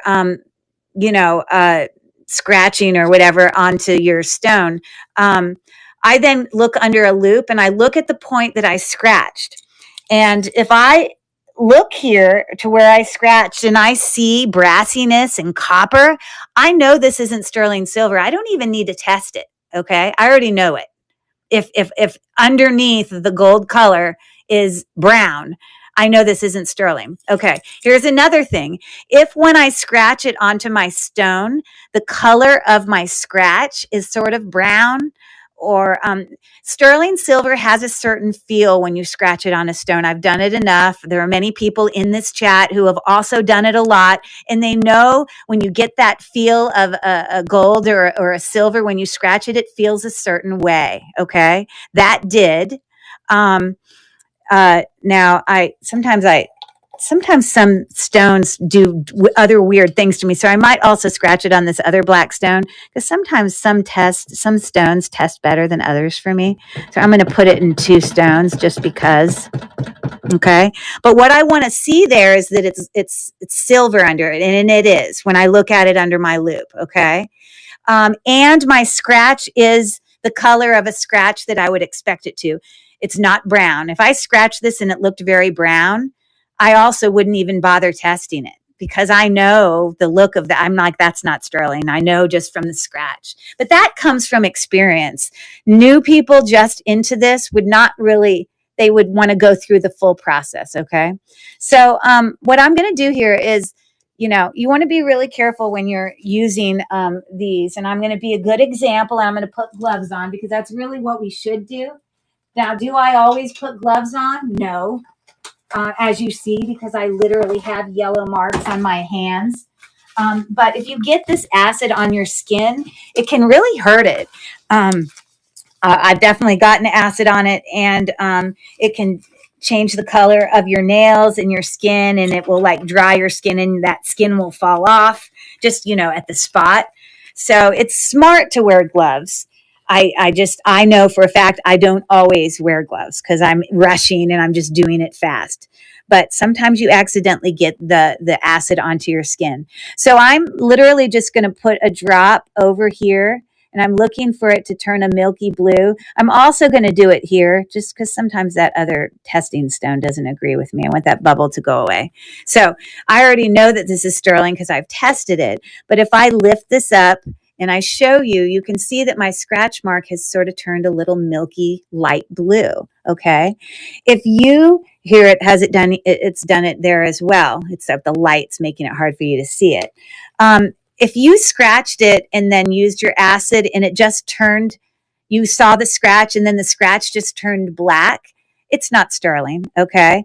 Or sometimes you might be scratching like a stainless steel, and you don't know if it's stainless steel or if it's sterling.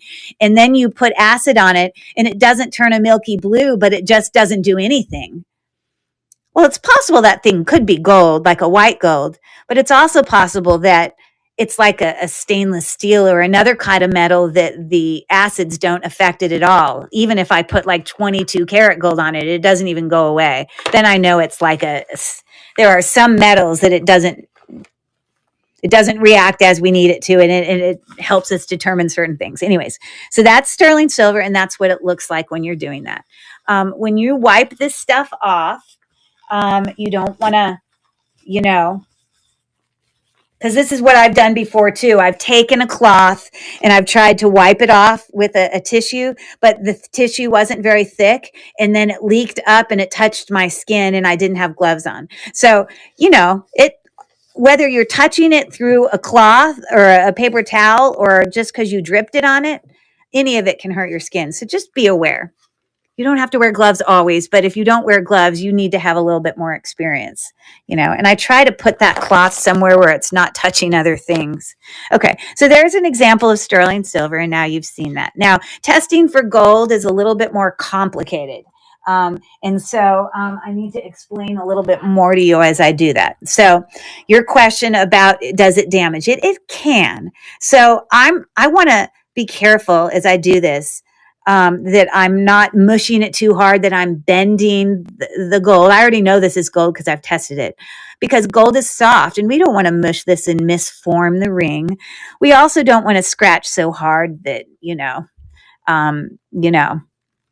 could potentially break it if it's really thin, or, when you're scratching gold onto this, you literally are losing gold onto that thing. So gold value is disappearing before your very eyes. Now, it would be cents, pennies, but, you have to consider all those things. So when I scratch for gold, and here I have a yellow gold, but you would have the same thing happen with a white gold. Like I had white gold earrings that were 14 karat gold earlier that I showed people on this live, that when I scratched it, obviously I'm scratching with the idea that it's a white gold. Okay. I know white gold can only go up to a certain number. Like I think it can be 10 karat, it can be 14 karat, but I don't think you often would get, I don't think you can have a 22 karat white gold. I think once it's that high in the carat amount, it only would be yellow gold, that it would be that high amount, carat amount. And again, 9 karat gold, 10 karat gold, 12 karat gold, 14 karat gold. Those are all telling you the amount of gold within the metals that were put together to create. By law, I know that there's laws that the metal that was mixed in order to create the jewelry has to have a certain percentage in order by law for it to be considered a certain level of gold. I'm not a Marx, what do you call him? Like I'm not a professional on, making jewelry and, working with metals. So let me just say that. Anyways, so I'm going to make 3 scratches here. And the reason for that is because when we're testing for gold, we are trying to basically do a process elimination of, when I do put the acid on here, it's not that I'm looking for a reaction with the acid. I'm looking for it not to react and not to go away and not to bubble and not to do something, because the acids that I have a 10 karat here, and I have a 14 karat here, which it's kind of rubbed off there. This one probably shows it better. We'll use that one. And then I have an 18 karat here. So there are different levels of gold acids there that it's either going to react or it's not going to react. And that's going to help me to eliminate a possibility. Okay. So let me do these little scratches here. Again, you had mentioned this is a super valuable ring. We talked about it earlier tonight. This is a ruby. This is like 4 carats. This is beautiful. Believe me, I'm going to be very gentle, but at the same time,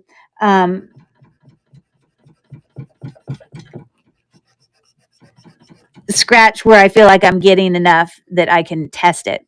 I want these 3 lines not to be right next to each other because the acid that I use can kind of, the little dot that I put can sometimes run into the other one next to it, and I probably will not test this ring again because I don't want to do any more scratching onto this ring.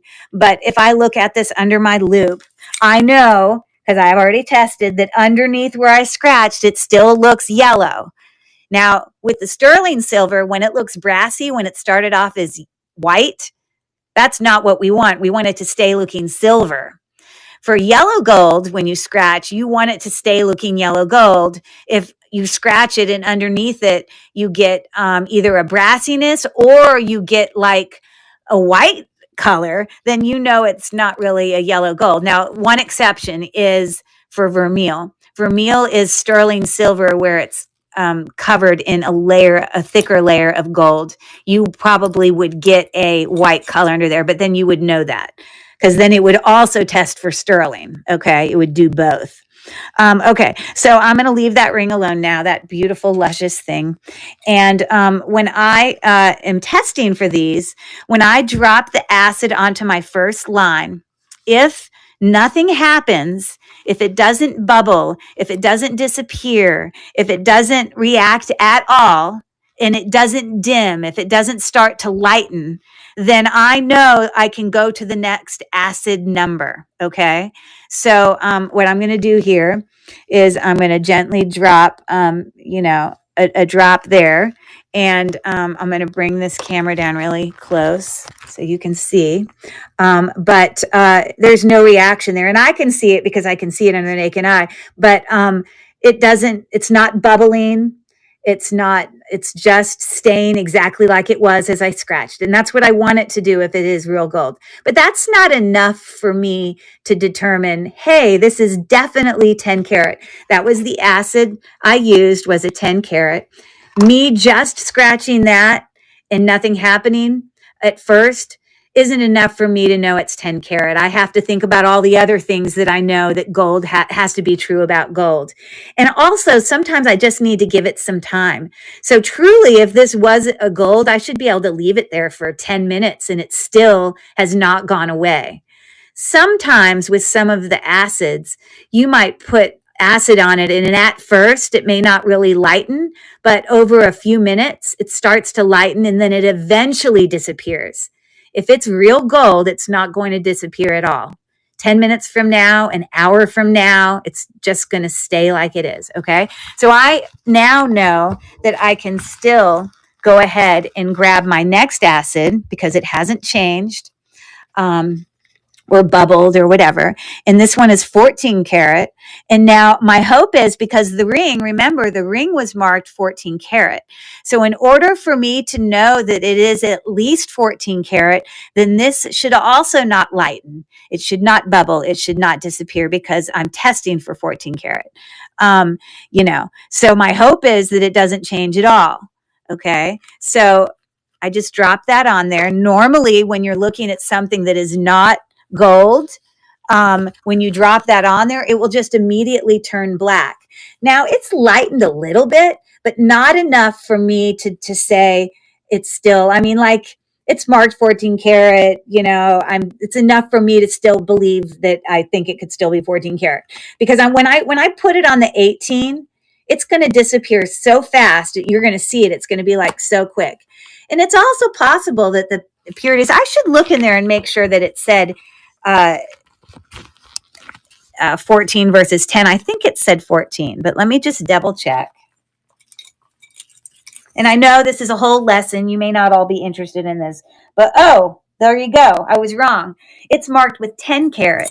So, look, you see how I told you sometimes they'll bleed into each other? That's what it did. And so now I've taken my 14 karat and it's like bled into my 10. But so I was wrong. You see, with the 14, it started to go away a little. You can still see some of the scratch there. It's not disappeared completely. But that tells me, with as much as it's lightened, that it is not 14 karat. But because this hasn't changed at all, it has to have not changed at all. It tells me that it's at least 10 karat. And yes, again, I thought that said 14 karat, but it actually says 10 karat. It has the number 10 with a capital K next to it. But now what I also want to show you is when I use my 18 karat acid, it's definitely not 18 karat. It's going to turn black really fast. It's going to, and maybe I'm going to lift this up. Hold on before I do it so you can see it close up while I do it. I'm going to hold it with my hand. So as I do this, it's going to disappear and go black pretty darn quick. Okay. And there you go. You see it just disappeared. There's like you can't even see the scratches at all. You can still see the scratches on the middle one. And the reason the first one is now looking a little bit lighter, like it's lost some of it, is because the 14 karat acid has bled into it. So it's almost like tested it for 14. So from this acid test and the way that went down, for me, 100% certainty, and I know this because it bled into that, know that it's 14 karat. So, testing for gold is definitely way more complicated than silver. But, for those of us that are resellers, it's important because we want to get it right. When something's marked with 925, I never believe it. I never believe it until I bring it home and I do all the things to it. Is it magnetic? Does it tarnish? Silver, when you cling silver together, has a certain sound to it that is very sterling. It's like a ting. And I'm going to grab one of these bracelets for you that's going to help you hear that ting. You can hear it. If it's non-sterling metal doesn't really have that sound. It's just this very high-pitched ting to it. It's hard for me to explain it to you, but there's a lot of little things that, besides just the acid, that has to pass the test for us to know. Okay, so because when I go list something on eBay and I call something gold or silver, and then I put a price tag on it of $200 or $300. I want that person that's buying something off their phone who doesn't even see that $200 or $300 item in person. They have to trust me. And this is how you develop a relationship with your buyers, where you get repeat buyers and they trust you and they know that if you have a product that doesn't, gets to them and isn't authentic or it doesn't test properly, or, in a second, I would make that right for the buyer. Cause that's like the number one. Oh, that's so nice. Thanks, Danielle. That's nice to say. The number one most important thing to me is for the buyer to be happy. You know what I mean? And so heaven forbid if I send something out there and put it out there in the world and call it something and it's not. Now, let me also say this. And I don't know if Rachel's still here, but Rachel and I know and all those other resellers that are in here, I know all of us have had those moments where we have made a mistake. Sometimes we're only human. We make a mistake and it happens. But you just have to be like, oh my gosh, maybe it's possible your testing acid was too old. And they send the item back and you said it was sterling silver and they got it and they're like, I don't think it's sterling silver, because you may have sent it to somebody who's also a reseller and they tested it and it didn't show up. Then you're going to be like, oh my God, I'm so sorry, because it's possible that I could have made a mistake because my acids were old, or, there could be a multitude of different things.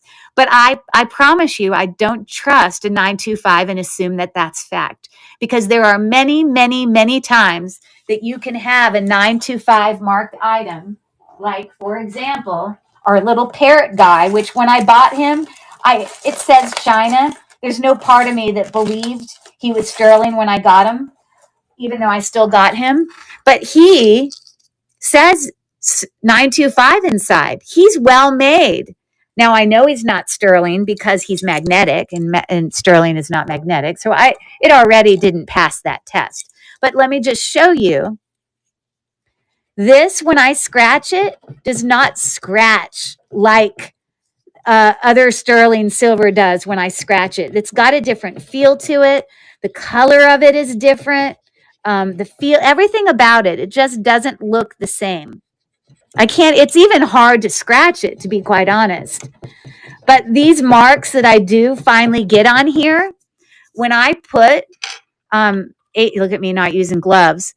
I can, again, test for sterling silver with 18 karat gold. This is going to turn black immediately. It's not going to have an ounce of blue on it because it's not. It says it's sterling silver, but it's not. It literally, not even an ounce of blue. It's got all of the marks and scratches I have on there that you can still see under there, but they haven't turned blue. So, don't trust it. And at the same time, don't take an item that's not marked with anything and assume that it's not. That jewelry store today, when I bought this beautiful amethyst and diamond or possibly white sapphire, it didn't have marks in it. So the store assumed, well, it's not gold or it's not silver. Well, I think it doesn't have marks in it because it's old. It was really old and dirty when I got it.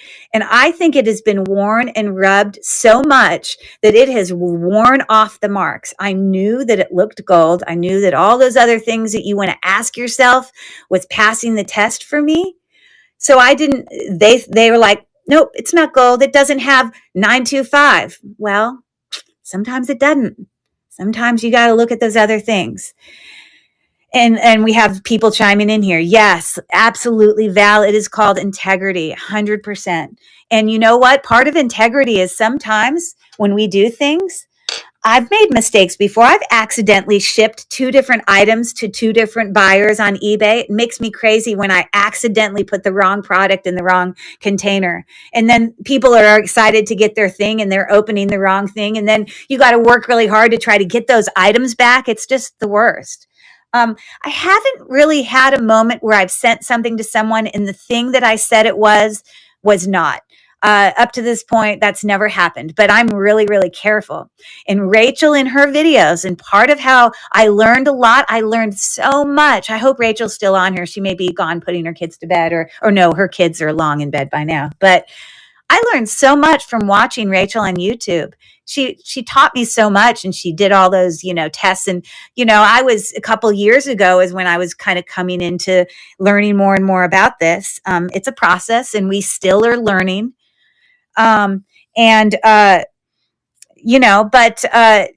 She herself has said, I've made mistakes before, or I did something wrong. And it's part of it. We will make mistakes too, but all we can do is do the best we can. We can only do the best we can. We should use a lot of knowledge. And sometimes when you're selling out there, sometimes doing the best you can means that you need to spend some time learning your stuff, researching, learning about things so that when you're putting things out there, you're not going to run into situations where people are sending things back to you and saying this isn't real. That might mean you have to do some, you have to learn. But you can get there. All of us started off at some point, and I'm one of them, knowing nothing about any of this jewelry reselling. And I absolutely would not call myself a professional and the end all be all to all the answers. I absolutely do not know. And that's where the community, and especially what I love about the community on Lilyworks, we've formed friendships. We know each other. We message each other behind the scenes. We ask each other questions. We help each other in the middle of a live when you've got, people in there trying to, on YouTube that are trying to be, trolls or, just last night, Marissa was in a sale with me and the buyer had won the auction and had said that they wanted one of the things, and I accidentally thought she meant another. And then I was just going off and gabbing and putting it in the bag and all this. And, several of my friends that are, and I don't mean friends, quote, like bad, like I'm not saying that like you're not, these are sellers that I met on Lilyworks that I didn't know at first, but over time you develop this relationship with her. It's a professional relationship, not just professional as the buyer with the seller, but professional from the buyer to the buyer. I'm sorry, or the seller to the seller. But then a lot of times I'm the buyer and the seller, I'm buying something from the seller, or vice versa. You have sellers on here that are buying from me, so that relationship just intermingles and all that. But my point is we're all helping each other. We all wish each other well. We all want each other to be successful. And if we were on a platform where all it was this competitive race where everyone wants to, be number one or be the best or be the one that's right or be the one that sells the most or be the one that, I wouldn't be happy that way. Like that wouldn't, I want to celebrate everybody's accomplishments. I want to celebrate everybody's growth and whatever path they're taking. There's room for everyone to succeed. And I didn't mean to go off on this spiel. I'm sorry that I did. But just like Mel is saying there, agreed. We have learned a lot from Rachel. Oh, well, that's nice for you to say that you've learned from me too. I really appreciate that you say that. But I learned from somebody. And you can learn from me, and then you can teach somebody who can learn from you. And so it's kind of like, it's like passing on the knowledge, passing on the thing. I want to celebrate when people have awesome things. And when we have, as each other, have things in our lives that are rough, or someone's sick or had something that they're struggling with, well, like we want to be authentic, so that's, sorry, going off on all that. But yeah, and we respect each other, and we're never critical of other sellers. I don't want to go on there and, sometimes we help each other. We might ask each other questions literally right in the middle of a live, like I did last night with Mel in Trafari stuff. But yeah, so anyways, so that's your little spiel on acid testing. I do have a lot of sterling that I'm still going to show. Some of you, it's probably been long gone and you're ready to go to bed because you're on the East Coast. I am on the East Coast, but I don't mind keeping going with my haul. I'm just showing you. But I'm not going to keep acid testing. I may do a little bit of gem testing because that's just fast. And it's here and I can just do that quickly. But all that other stuff takes time. And I don't want to take up all that time with you. But I hope that was helpful.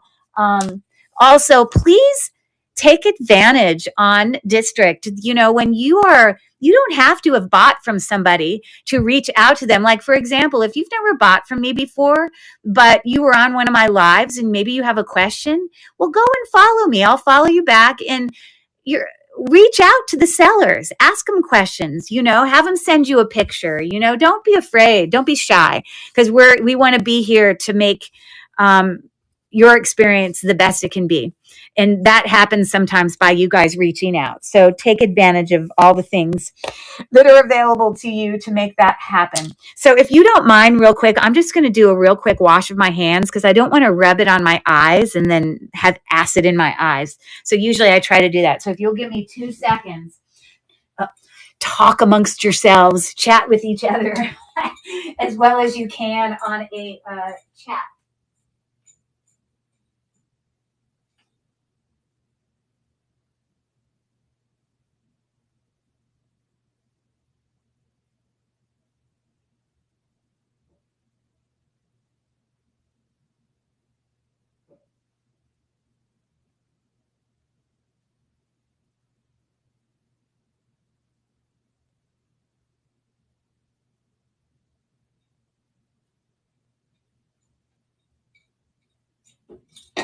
Okay, sorry about that. Now, usually my lives I am doing sales, but to be quite honest, sometimes I just can't do sales every night. I don't want it to be about just buy, buy, buy, buy, buy. I want it to be about the beauty of the jewelry. I want it to be about making connections amongst ourselves. I want, but that being said, I do want to tell you that as I show you these hauls, which just means me showing you the jewelry that I've purchased behind the scenes for inventory.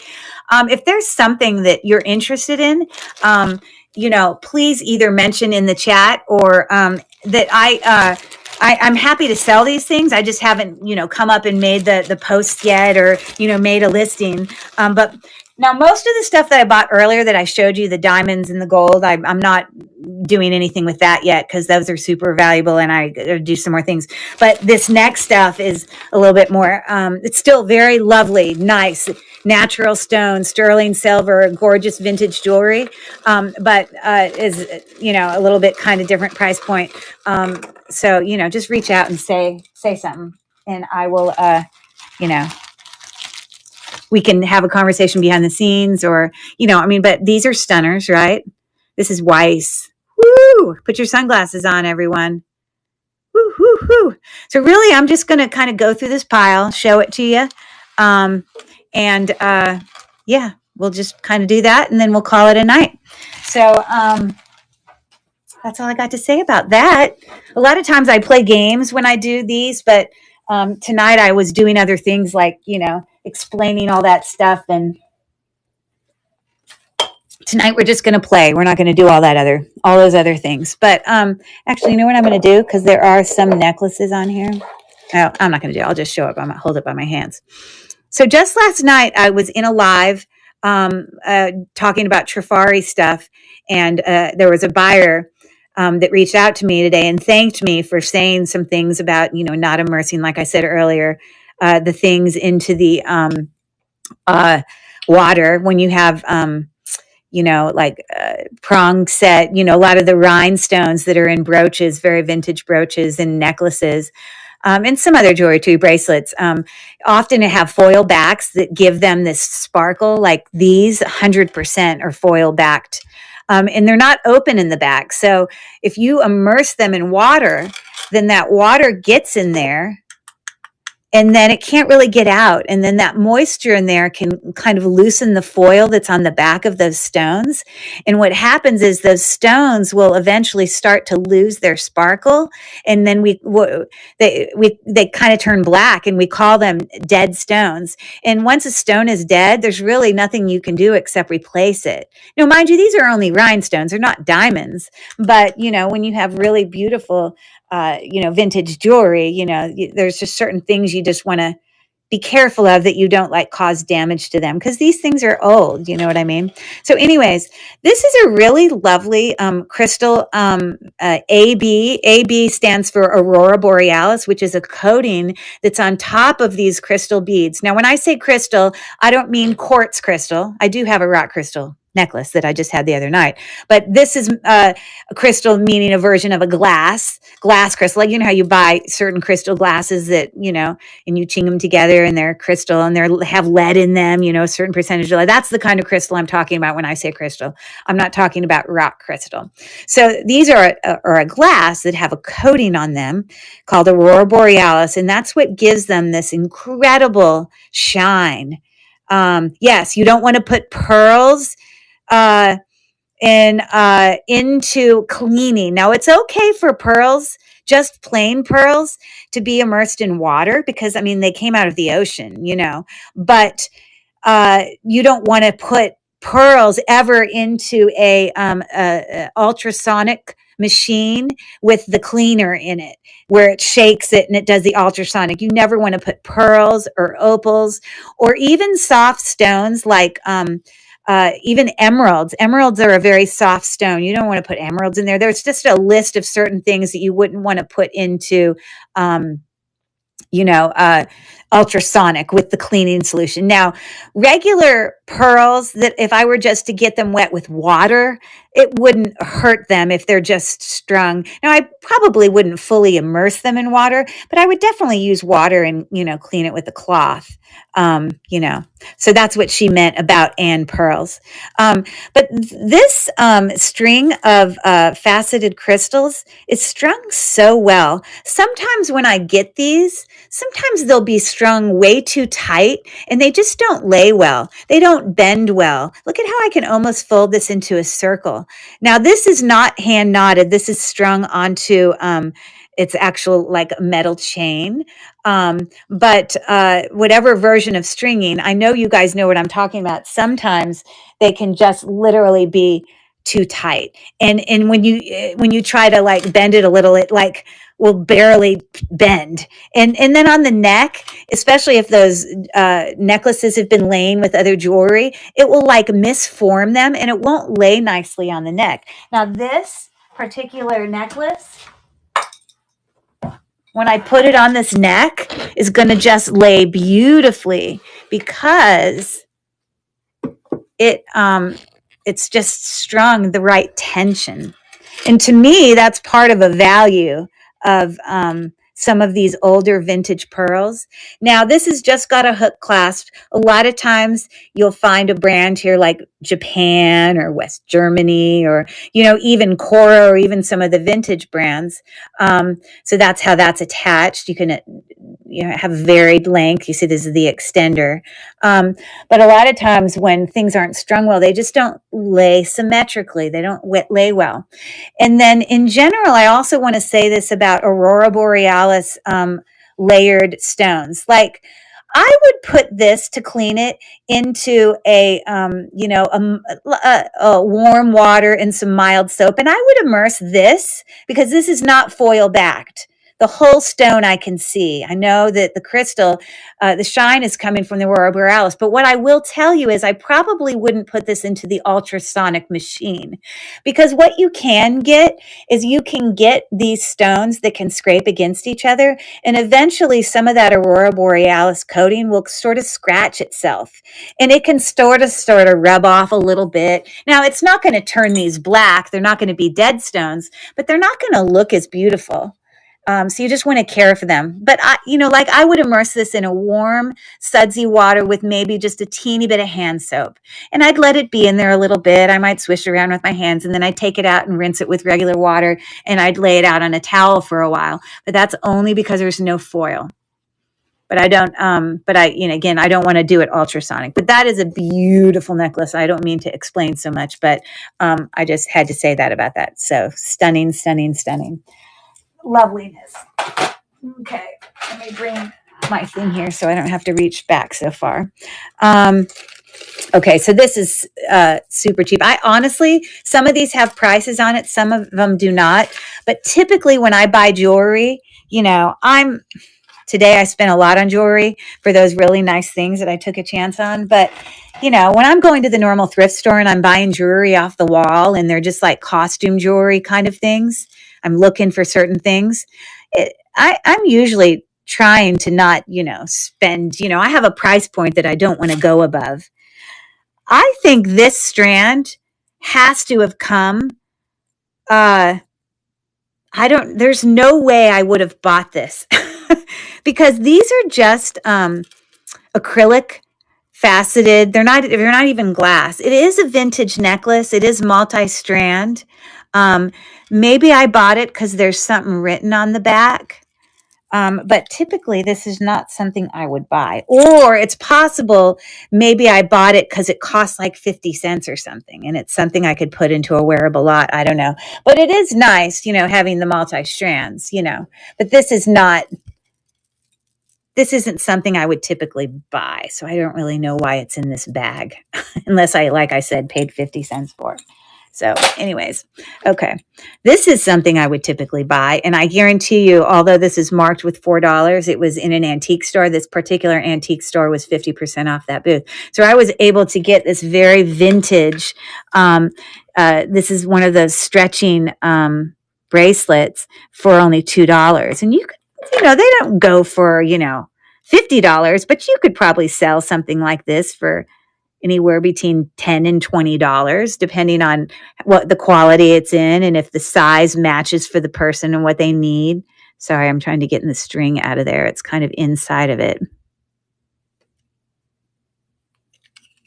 That's why I need my price point to be so low. Okay. So for $2, okay, I'll take that chance.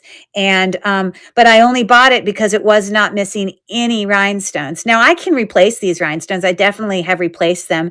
These are, all prong set. and it's a stretchy one. This is like, but it's not like stretchy on like a stretchy cord. Like these are stretchy metal. If you look on the inside, these are very vintage. You often can see them. But because it wasn't missing anything, it was only $2. It's all prong set. That was worth it to me. A lot of times I'll come across these and they will be too small for me. And I have a pretty small wrist. This fits okay, but it's still kind of snug on me. All I can say is people 50 years ago, they must have been smaller than us, because there are sometimes I come across these and it's almost like they were meant to fit a child. They will be so small. Okay. Anyways, so there's that. Yep, just want to say that. Okay. Looks like I picked up a few little rings here. Usually if I pick up rings like this that I know that when I bought these, there was probably a tub of a whole bunch of jewelry. I see I have all these bags here. I probably had gone into someone's antique booth, and, you know, just like Rachel likes to set out where people can kind of go through jewelry. They can go through bags and, you know, they'll be for like decent prices. So a lot of these, I think this tub I looked through were things that I dug through that whatever the price was, I think I paid half of it. Sometimes on some of them, the prices have come off. I didn't get these because I thought they were gold. I knew that they weren't because, you know, I usually will wear a necklace around my neck. I take into the actual store with me a magnet and a jeweler's loop literally hung around my neck because I want to, while I'm in there, be able to tell if something's magnetic or if something's, you know, I try not to be, you know, I'm not trying to be totally obviously about doing it, but if someone asks me why I'm doing that, I'll say because I'm trying to see the maker's mark. I want to see what I might potentially buy. And if anyone ever questions me, I tell them I want to be able to see, you know, what the little things in there.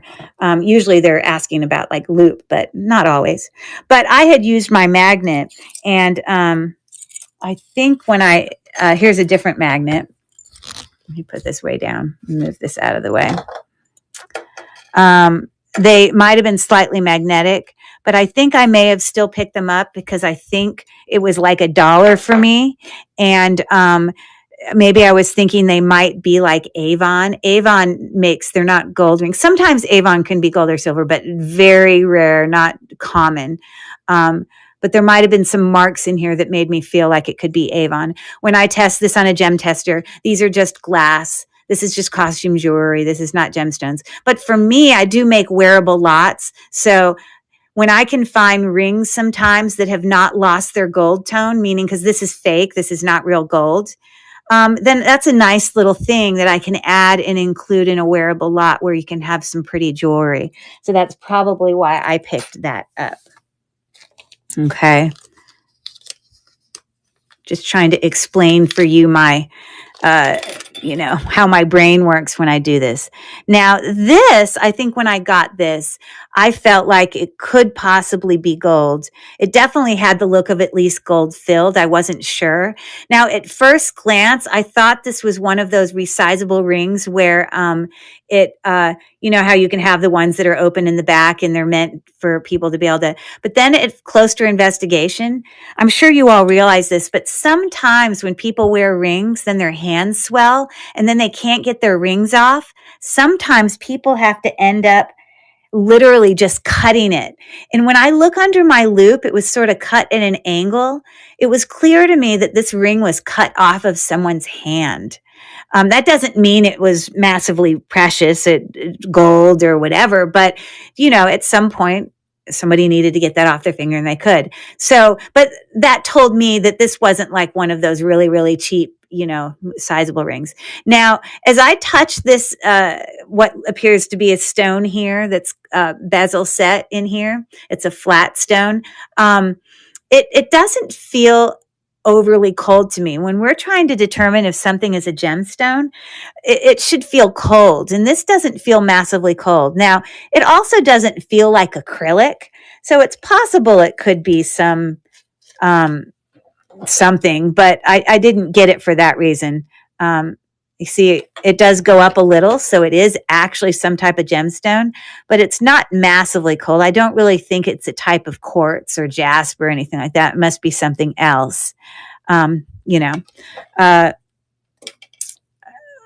But if you look really close at that setting, look at those little like houndstooth. Maybe it's houndstooth is the wrong word, but it's got little teeth holding it in, which is kind of pretty detail. You know what I mean? This was, you know, and I would have tested this with, where's my magnet? Where did I put it? Oh, here it is. You know, it's not magnetic. And, you know, like I said, maybe it looks gold filled. I don't know. I don't think it is. And I'm not going to take you through testing gold again, but at a later time I may. I don't see any marks on the inside. Oh, I'm wrong. I do see. It's gold filled. It says, hold on, 12 karat gold filled. And then it has the name Burt Castle, which I assume was a vintage brand. So that's probably why I picked it up. I must have seen it. It will be hard for you to see, but wherever that round thing is where I read all that stuff. And I just can't get it close enough for you to be able to see it. But anyways, so there's that. That's that ring. Okay. I'm just going to keep going here. For anybody popping in, welcome in. For MDS that just popped in, anyone else who popped in, I'm really just doing a haul tonight, just talking about, you know, just jewelry that I've, you know, in my hunting and gathering. So really, I'm just sharing tonight. But if there's something that pops out, I'm willing to run an auction if you're super interested in anything. Again, these were little earrings that I probably got in this little tub, that there must have been something in here that made me want to buy it. Now, those are not, oh, hold on. These are mismatched earrings. So they weren't even a matching set. That one's a real pearl. That's probably why I got it. That one is not. You see how it's on a gold back? I mean, post. You know, not every time when you have a gold post is it actually gold. But if you get a gold post, the chances that it could be gold are higher.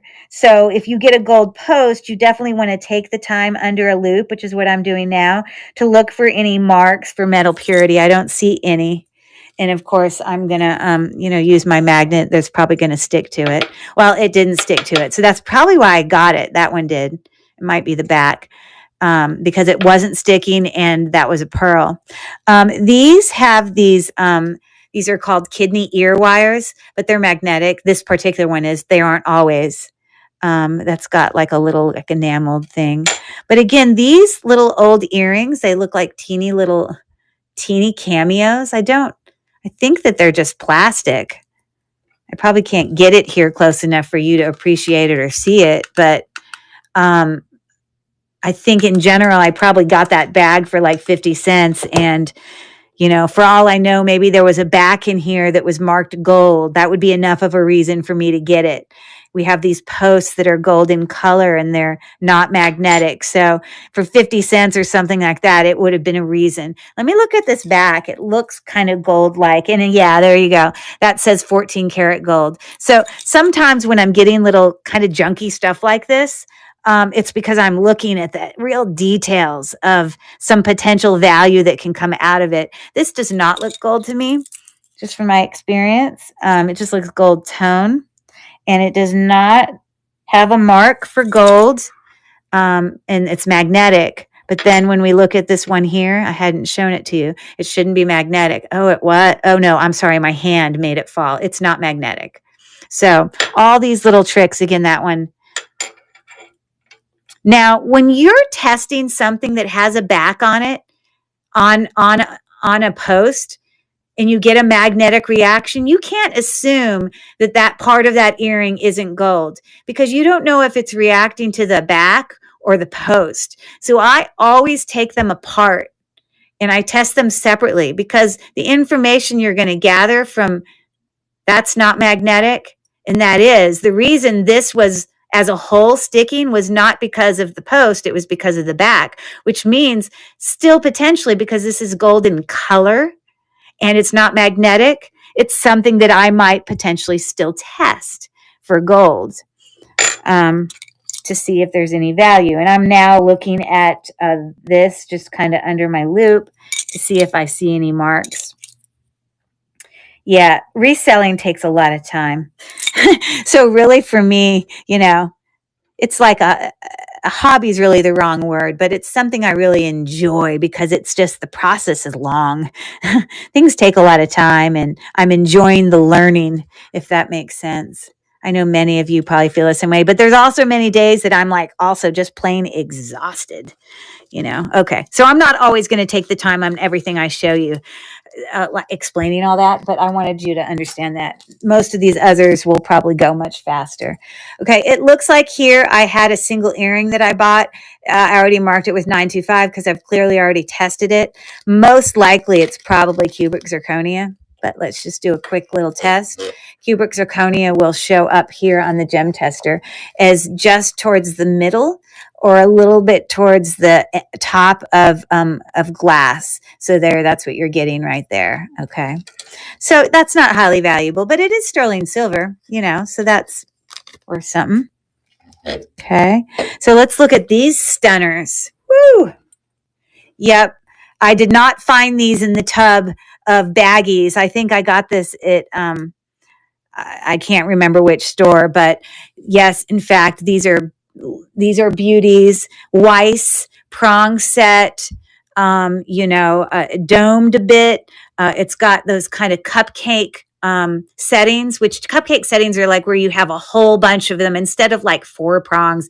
You have like a whole bunch of them. I think that's what we refer to as cupcake setting. I could be wrong, but and these stones all look pretty darn fabulous. Now, if I was going to clean this at all, I would literally just take a cloth with a little bit of water on it, but not wet. Nothing. You don't want any moisture to go behind it, but you can clean the surface ever so gently. I might take a toothbrush, spray a little bit of Windex maybe, or even just plain water and shake off the extra so it's just a little bit damp, and I might clean the surface a little bit, but that's about all you can do. You can definitely take some time and clean back in here, especially if you have some verdigris, which is important because you don't want to keep that green verdigris on your jewelry because it can cause it to just permanently damage. But these were in immaculate condition. You see, we have the brand Weiss right there. These are pretty valuable. I haven't listed them yet, but I will. Pretty stunning. So there's that. I had another pair of Weiss earrings here that I think bought at the same store. Let me see where the other one is. Real quick. Sorry. Just want to grab this other Weiss earring. Where are you? He's under here somewhere. Why don't I see you?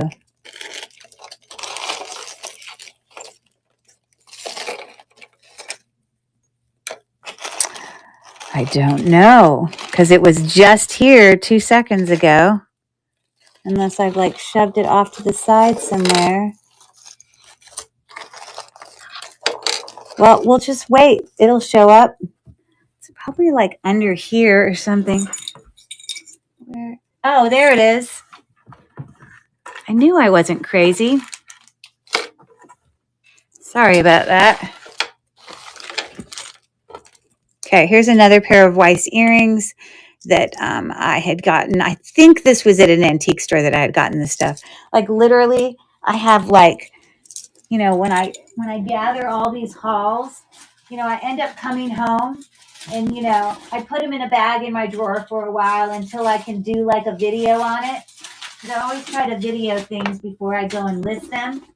But sometimes that takes time when you're doing a whole bunch of other, but like these are receipts from multiple thrift stores. So this haul was probably from like 8 different stores. So just so you know, it wasn't something I accumulated in one sitting or one visit to a store. Although the stuff at the beginning of the show today, that was just today. But anyways, look at these beautiful things. I've really never seen a rhinestone Weiss earring I've definitely seen them, with, you know, uh, dimension and things going on, but I don't think I've ever seen where you have like a, um, kind of like channel set swirls that are like on top of the rhinestones. That's a little bit different. Sorry, I'm going to bring this to the light. But they're pretty beautiful. They've got sort of a smoky quartz color about them, and they're obviously prong set. And yeah, all the stones are there for the little swirl there. Those are just glued in. There's a teeny bit of yellowing there. So, sometimes when you have yellowing, the yellowing is from the glue that they use to put those in. Over time, you can get that. Sometimes people can pop those out, clean them, and then put them back in. And you can, but not for the prong set. These prong set, these can also be replaced, like if you get a dead stone, but you don't want to like immerse that in water or anything. But there you go. It's pretty unique. These need to clean up a bit. So, what does P mean?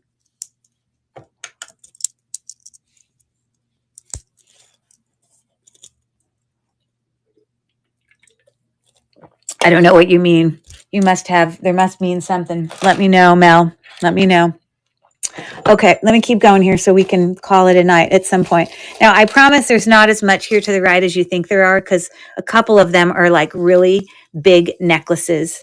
So this necklace, my guess is I probably paid half that, because I probably wouldn't pay $7.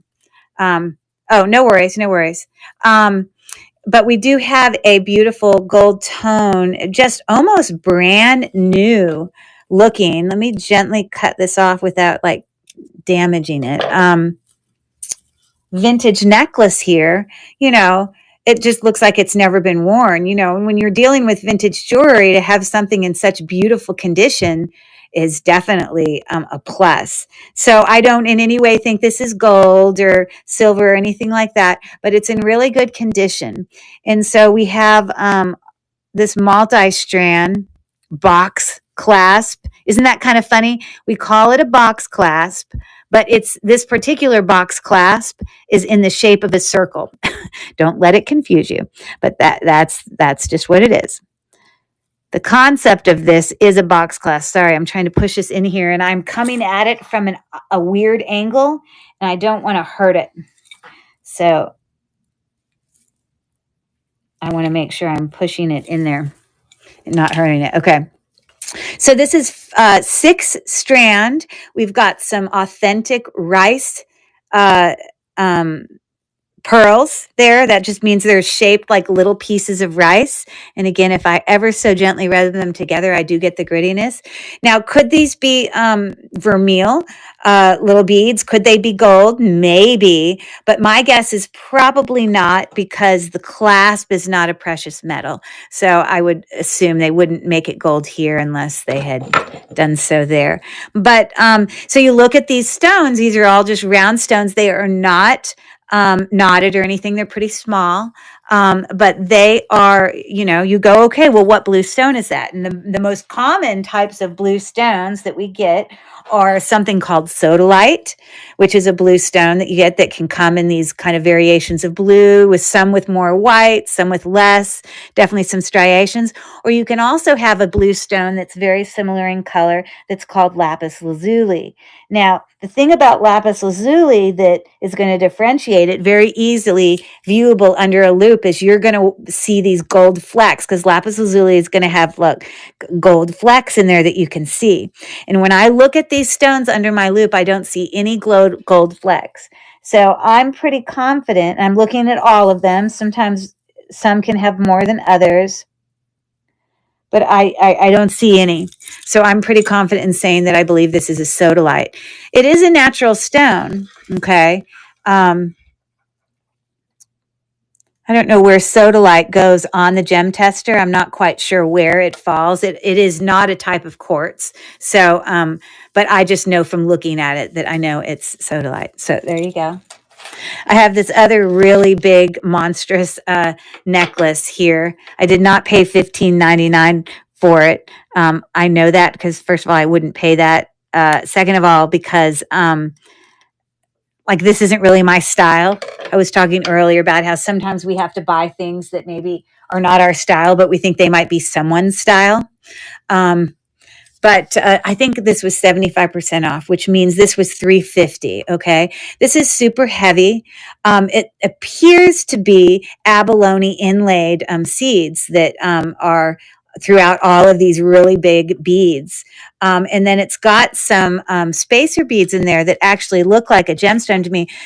Could they be garnet? It's got a little tint. If I put this up in front of the light, they just have the slightest tint of like a burgundy, or they could be onyx. I don't know. Maybe I'm seeing things because onyx is normally black, but you see that it is some type of gemstone. It might be black. It might just be me looking at it thinking it's a really, really, really, really dark red. Now, onyx is a type of quartz, so that gets pretty close to it. It's possible it could be that. This is strung with some kind of cords there. And then these are not a gemstone. These are faceted glass with like a button closure up there. And then we actually do have a hang tag here. All of these things would be reasons for me to possibly get this. Now, on this little hang tag here, it says Sajan, Sajen. And then underneath it, it says 925, which is very interesting to me because there is no metal on this.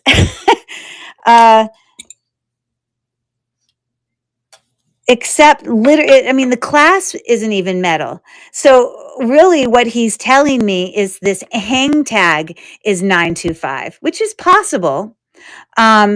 But that's kind of funny to mark a hang tag with the name and just make that the only sterling silver thing. But what I probably did when I bought this also is I probably looked up that brand just to see some comps for it. So that's pretty bold there. Here's another big necklace. And you can see how really I don't have as much here as you think I do. This is a big necklace. This is a big necklace, and then it'll make our pile much smaller. It won't take as long as you think to get through these. Here's another bigger one. So those are kind of the smaller things. We'll get through these bigger ones first. Probably won't need that gem tester. But thanks for hanging out with me, everybody. I hope I'm not putting you to sleep. I know sometimes, and I don't get my feelings hurt. Some of you guys tell me, because I am often doing late live videos. Just because I'm a late person. I am on the East Coast. I'm in Pittsburgh. But I don't take offense to it. But some of you will be like, yeah, I like watching your videos, when I get my PJs on and I crawl into bed and, I get sleepy and the sound of your voice or maybe, the sound of things, like that called ASMR, whatever that noise relaxation stuff is. So don't worry if I'm putting you to sleep. I don't have my feelings hurt. Anyways, so this bracelet is missing two of its AB coated little rhinestones there, but that is actually replaceable by me. This one is missing it as well as this one. But this is a very vintage looking bracelet. There must have been a reason I bought it. Maybe because I knew I could replace that. Because the rest of the bracelet looks fine. These are faux pearls. They are acrylic. They are not glass. But they don't look too bad. They don't look too scratched up or anything like that. And then I will have to say, this is missing its clasp. Although that's replaceable. So I really don't know why I have this unless, again, it was something that was like really inexpensive. So there's that. I have here a clear seed bead necklace that's sort of braided. It's still vintage. It's got this vintage hook clasp. I don't know if that one bead is possibly quartz. Sometimes you get additions to necklaces where they might use quartz versus glass. But let's just check it real quick. So no, that's just a glass bead. And then we got all these seed beads that were then braided. Part of it's tighter than other parts. Oh, here, you see, I just had to loosen it up a little bit. Sometimes when it lays, you see, look at me. As I shake through this, the whole thing loosens up. It's like sometimes it just, no lie, the whole thing just went from being all crunched together to laying so much better just by me going through that. Anyways, it's got nice capped ends there.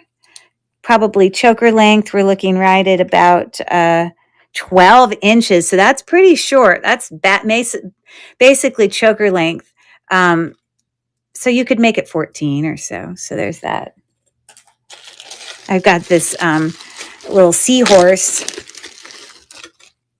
He's probably got a brand on it. Otherwise, I wouldn't have bought it. Now, I have so much jewelry at this point that I don't really pick things up now unless it's something that's a really good price and has a brand, or it's terribly unique, or it is some sort of precious metal or something. But this has the brand on it, Allen. I'm not quite sure if the head is upright, why Allen would be written upside down, except that the person wearing it, when they look down, they're looking at it right side up. I don't know, but I don't know why that would be upside down.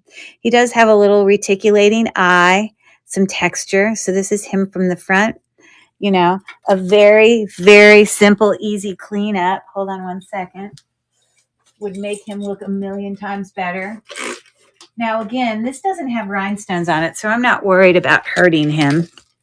But even if I just take just the teeniest bit of Windex and just give it a quick little bath, it just completely revives it and makes it look great. Doesn't he look great? So sometimes they just need a little bit of TLC. So it's on a pretty thick chain. And that chain with the spring ring clasp is looking right at about 20 inches. So there's that. Okay.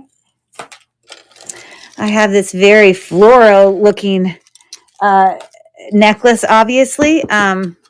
Again, not really my style. This is definitely costume jewelry. It isn't like any authentic, precious metal thing or anything. Looks like my guess is I would not have paid $2.99 for a non-precious metal, whatever. My guess is this was either 50% off or 75% off. I would have paid $1.50 for this because it's pretty enough for that. So there you go. Look at that. More modern, beautiful floral, dimensional, layered. We've got some bugs. We've got some different colored flowers in there. These rhinestones are all glued in, and these big rhinestones are acrylic. So most of these feel acrylic, except for probably the AB rhinestones, like that are in the center of these, are probably glass. But it's still a pretty little spring necklace. Fun little necklace. It looks like it's missing one, but that's replaceable. I don't see a brand. So you always want to look on the back of the jewelry for brands. And then, of course, look up by the thing. Sometimes it can have a hang tag or something. So with that, I probably would Google Lens it. But it's not going to have any massive crazy value or anything like that. I have another necklace here. Again, I would not have paid $3.99 for this. I guarantee you I probably paid like $1 or something. But the reason I still would have bought it for $1 is because it is really heavy. It is in excellent condition. It is pretty unique. It's textured. It does have glass beads on it. These are all faceted glass beads and sort of a cha-cha thing effect going here. And it did also have a brand on it. So for all of those reasons, I still picked it up. This is Chico's. I'm not generally just going to pick up Chico's, just every Chico's I see.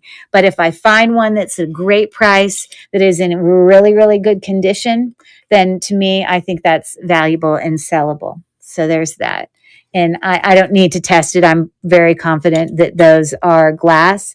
They do have some pearls on there. Now this I have to check on my teeth because I can't rub them together because they're too close. But I believe they're faux. It's hard for me. Oh, I'm wrong. They are pearl. They're real, but they're just teeny little freshwater pearls with some glass. So there's that. Okay, not much left here. Let me get these bags out of the way.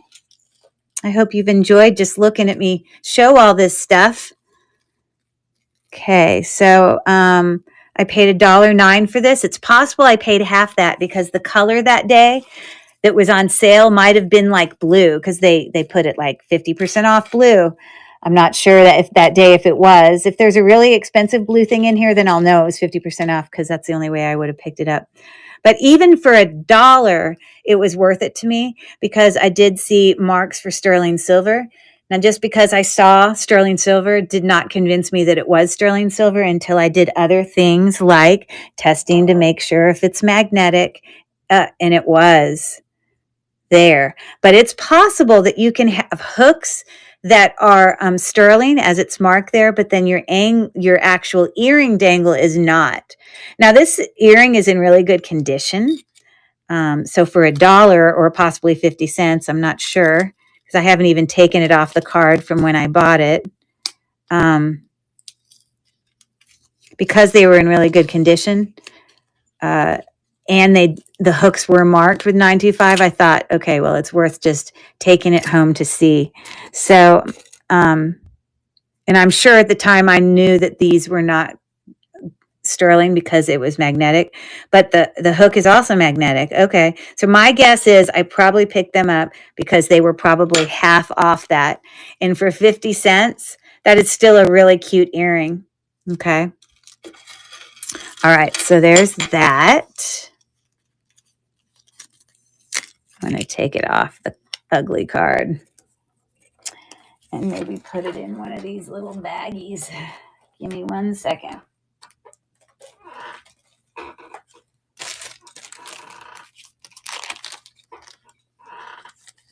Now, these next earrings I know were not sterling. They were total costume jewelry.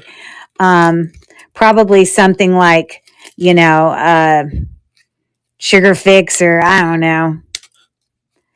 But they were like a chandelier style. And again, sometimes I like to have some really nice new jewelry that I can add to my wearable lots, or sometimes I give them as giveaways, so I'm always trying to think about all those other things. But it wasn't missing any stones. It was in excellent condition. And I think I really loved the ombre about it. It sort of has kind of orangey at the bottom of those dangles. Oh, goodness gracious. And it kind of went from orange to pink as you went up. So that's probably why I picked those up.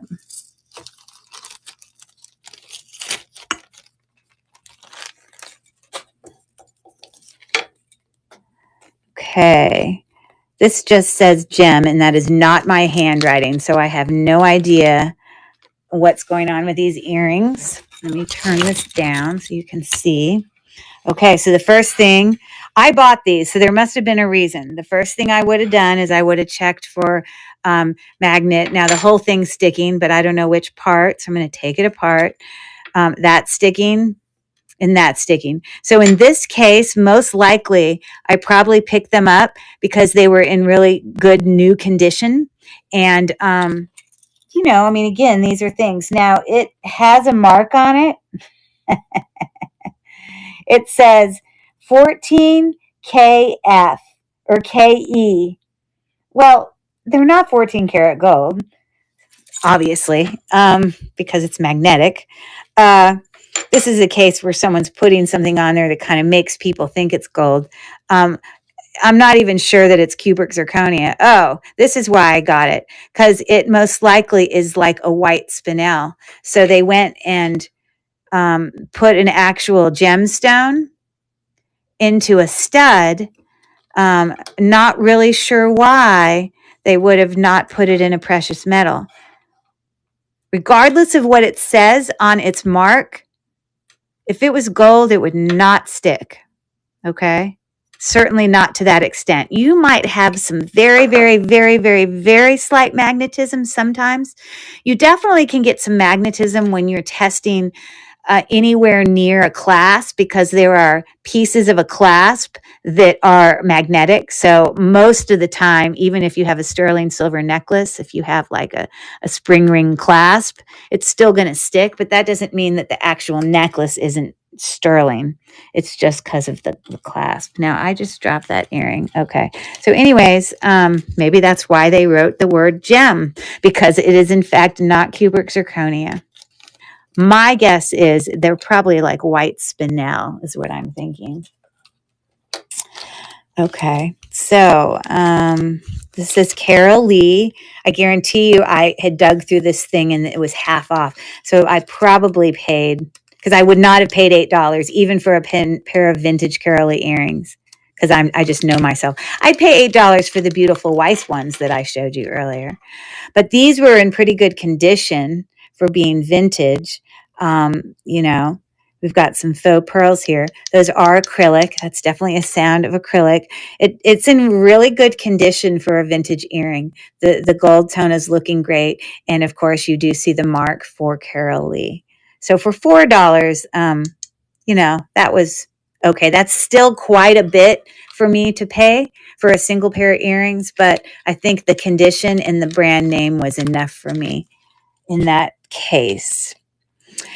Here we have a stretchy, and the beads on here feel plastic. So stretchies. Now, every once in a while, you can get stretchies that have authentic stones on them. You can get stretchy bracelets that have amethyst, or that have freshwater pearl, or that have, you know, amethyst isn't the most expensive gemstone. You know, you could have ones that had, you know, agates, or, you know, some other, you know, carnelian even. But you know, these break eventually. And so most often people put those things on bracelets that are not stretchy ones, but you can definitely find some decent stretch ones out there. This one is not one. I don't know why it's in here. I would never have bought this, you know, all of that.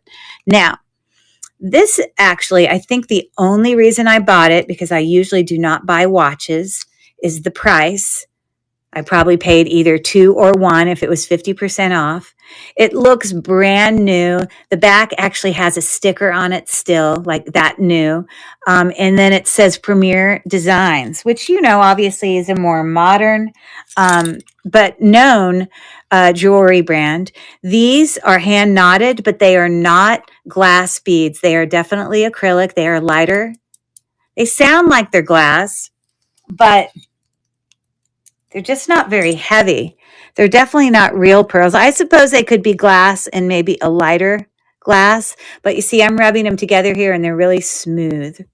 But this essentially was a brand new watch that if it got a new battery, you know, I either paid $1 or $2 for it. So that's probably why I would have picked it up. Okay.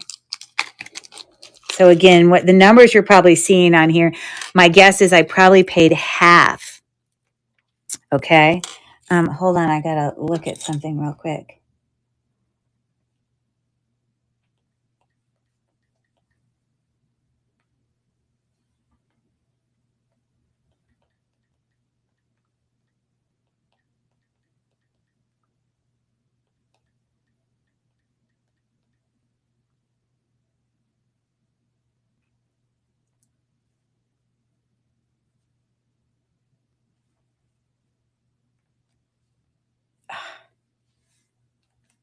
Okay. I wanted to take a picture of some. Okay. All right. So again, these have marks on them for 925. That doesn't necessarily mean that they are, but I will tell you that sterling silver generally is a very soft metal. You can work harden sterling silver by doing some certain things to it involving like hitting a certain way, and it will like actually harden it. I have watched some videos on that and I have tried it a little bit.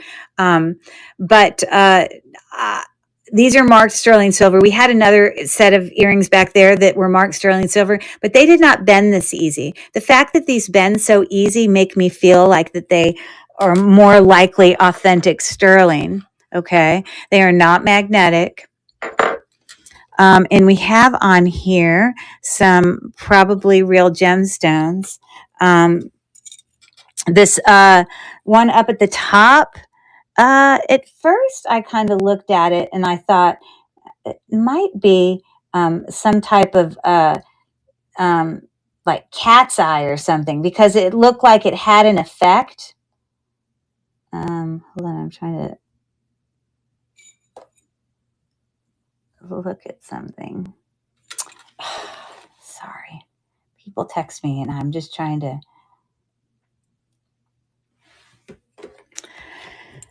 But the effect is not consistent. Usually, like if you were looking at cat's eye, then if you put a whole bunch of cat's eye beads next to each other, then wherever you see the effect show or glow, it's going to be at the same place, at the same angle in every stone. And in these, they're not the same. I think this is more just striations under the stone. It's probably some type of agate. So yes, it does come up to quartz, which is a type of agate. Okay, this is probably a type of, yeah, it doesn't look like that is anything. That doesn't really register at all. This is probably a polished type of jasper. Sorry, I'm not letting you see very well, am I? This is probably a polished type of jasper. So there you go. Jasper is opaque. No light shines through it.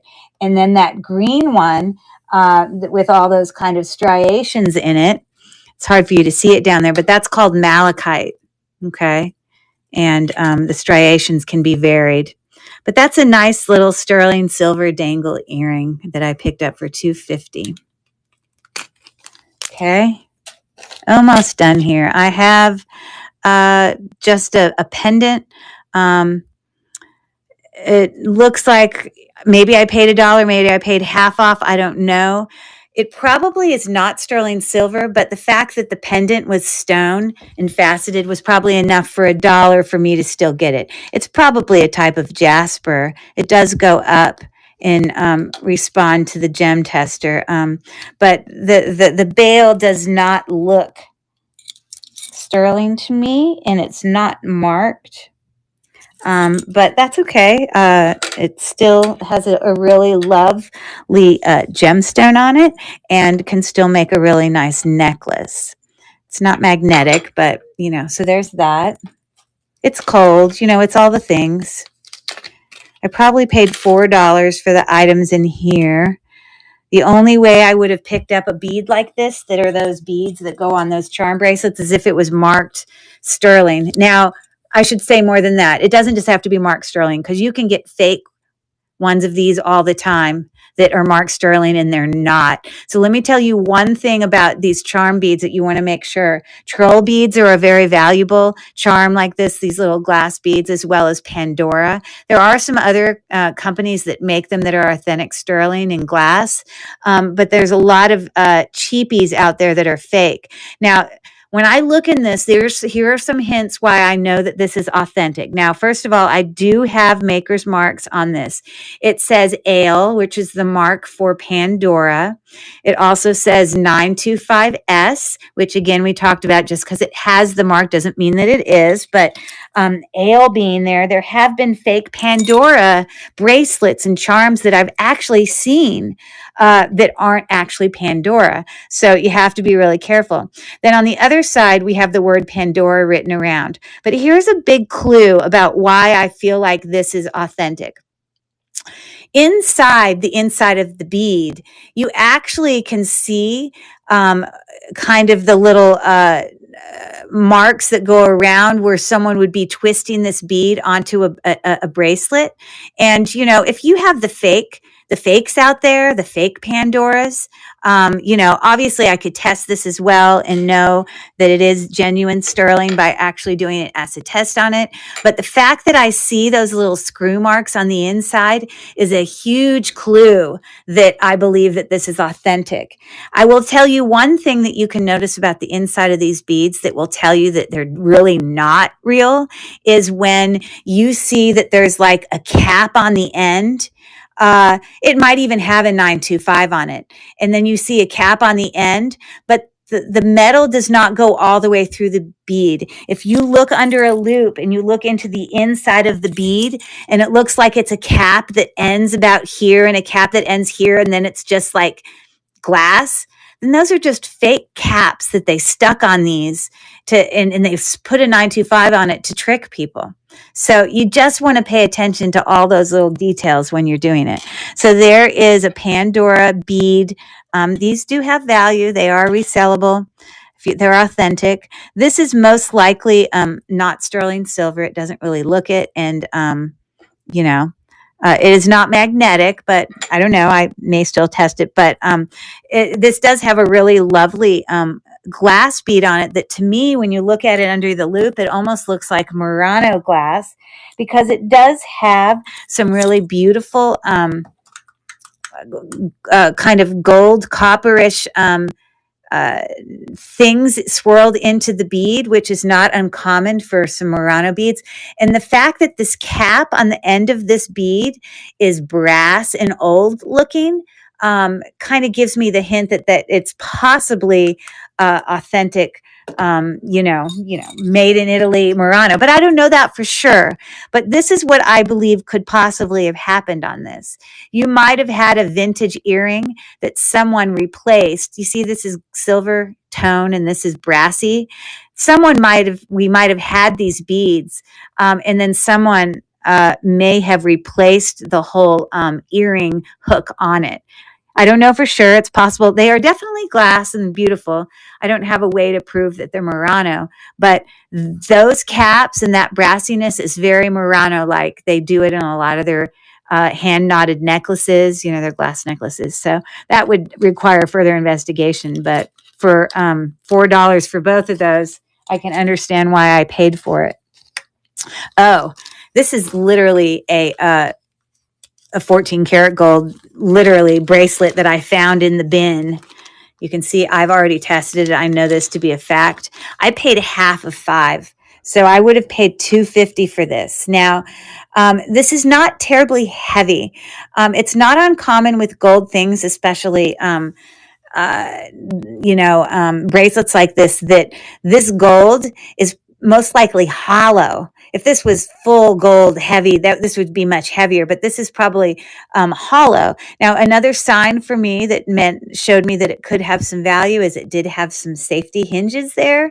And it is, on this hinge, it is, it's got some springs in it that bring it back.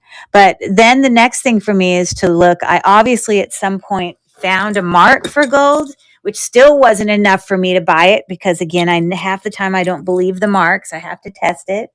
It looks gold, just from my experience, but I must have seen a mark, which then made me go, you know what? I'm gonna go for it. I'm gonna just take a chance, because all the other things about it make me think it could possibly be gold.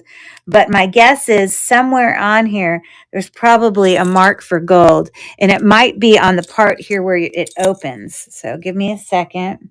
I haven't seen it yet.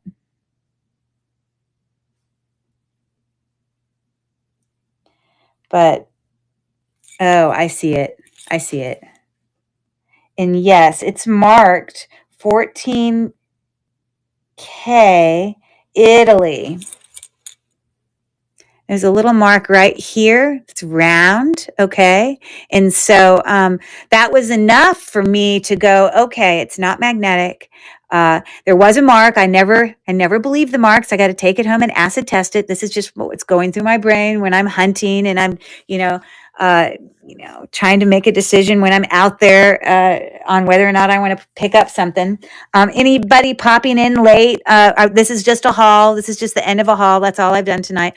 It's just kind of been more learning in a haul. So I had some really beautiful things tonight. I may have to end it with glowing up my beautiful ruby and gold ring to end just for the grand finale again, because it's so spectacular.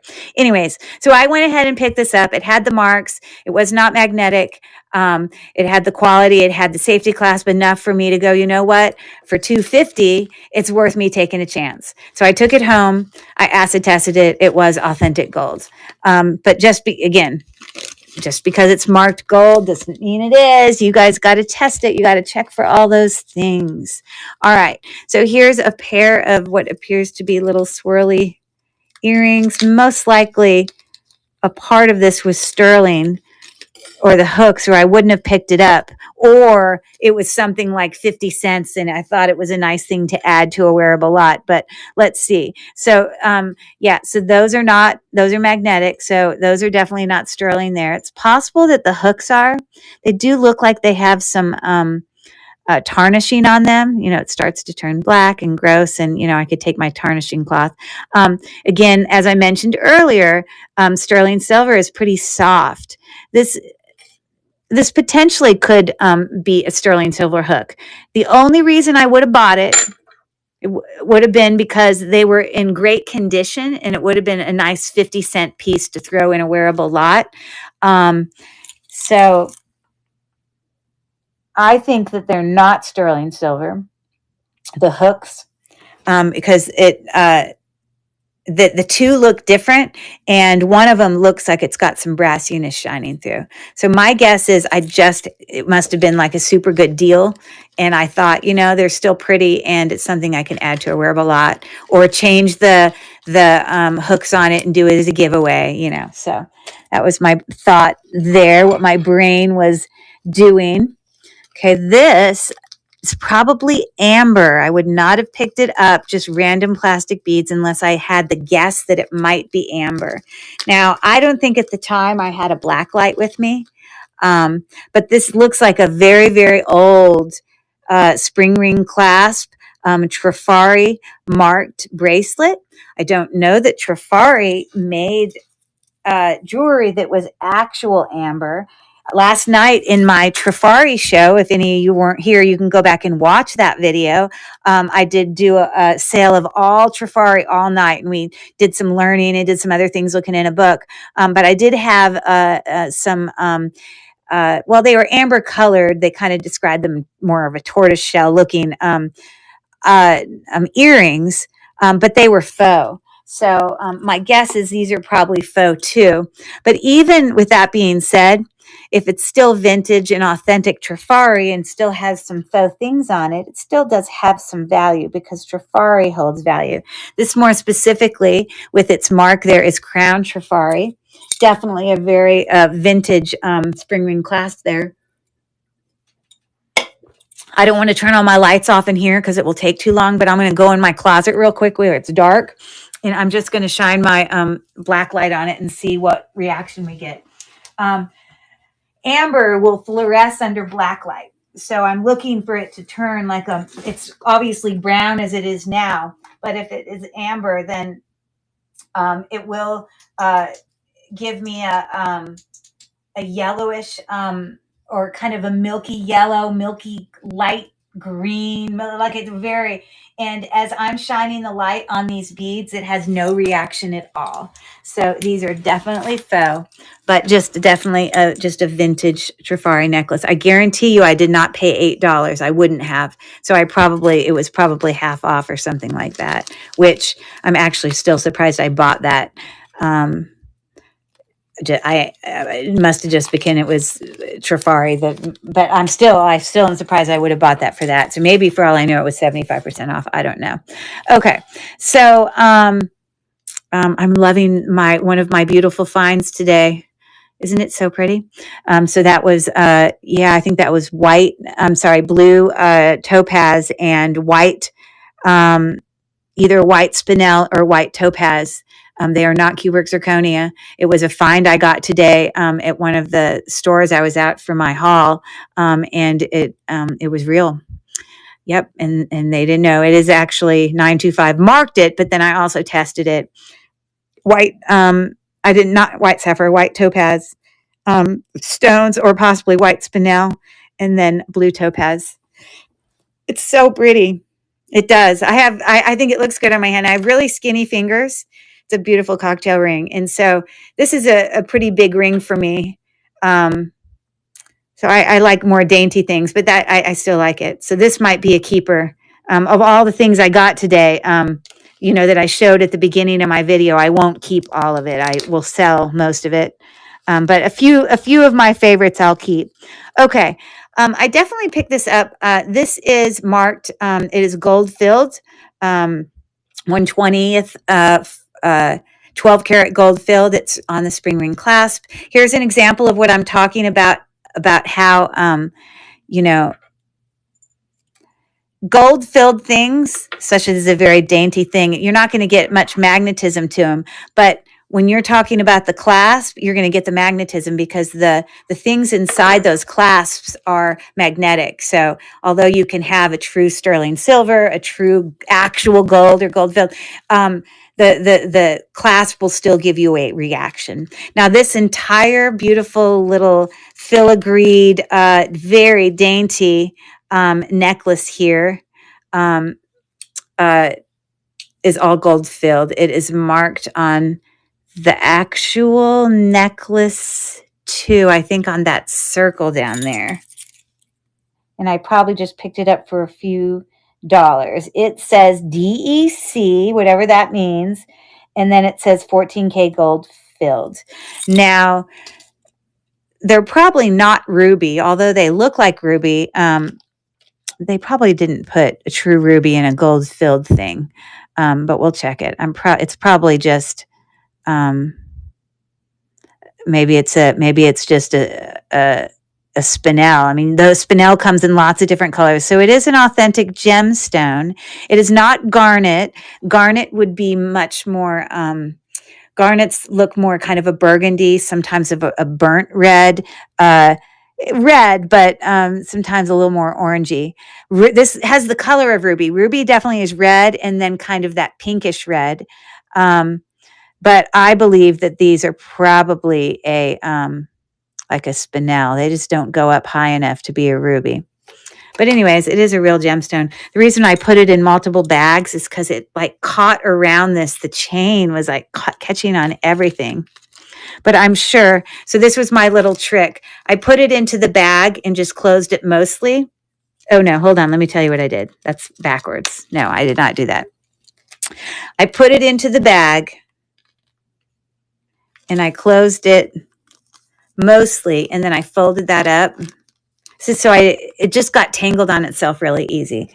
And then I put the whole thing into another bag and then it wasn't a mess. Because I spent about 15 minutes trying to untangle this just because the one necklace was in a bag and it was like all a mess. Okay, we're almost done, guys. Almost done.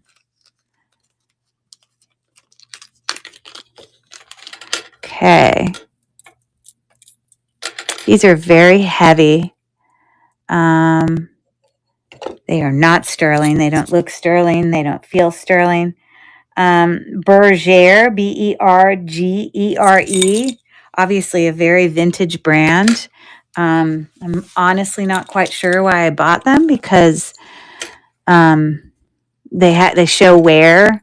I don't know. I don't know why I would have bought them because I wouldn't have paid $4 for them. Maybe it got put in a different bag and they were really $1. I have no idea. But that might have been a mistake. Okay. Here's another pair of Carolee earrings.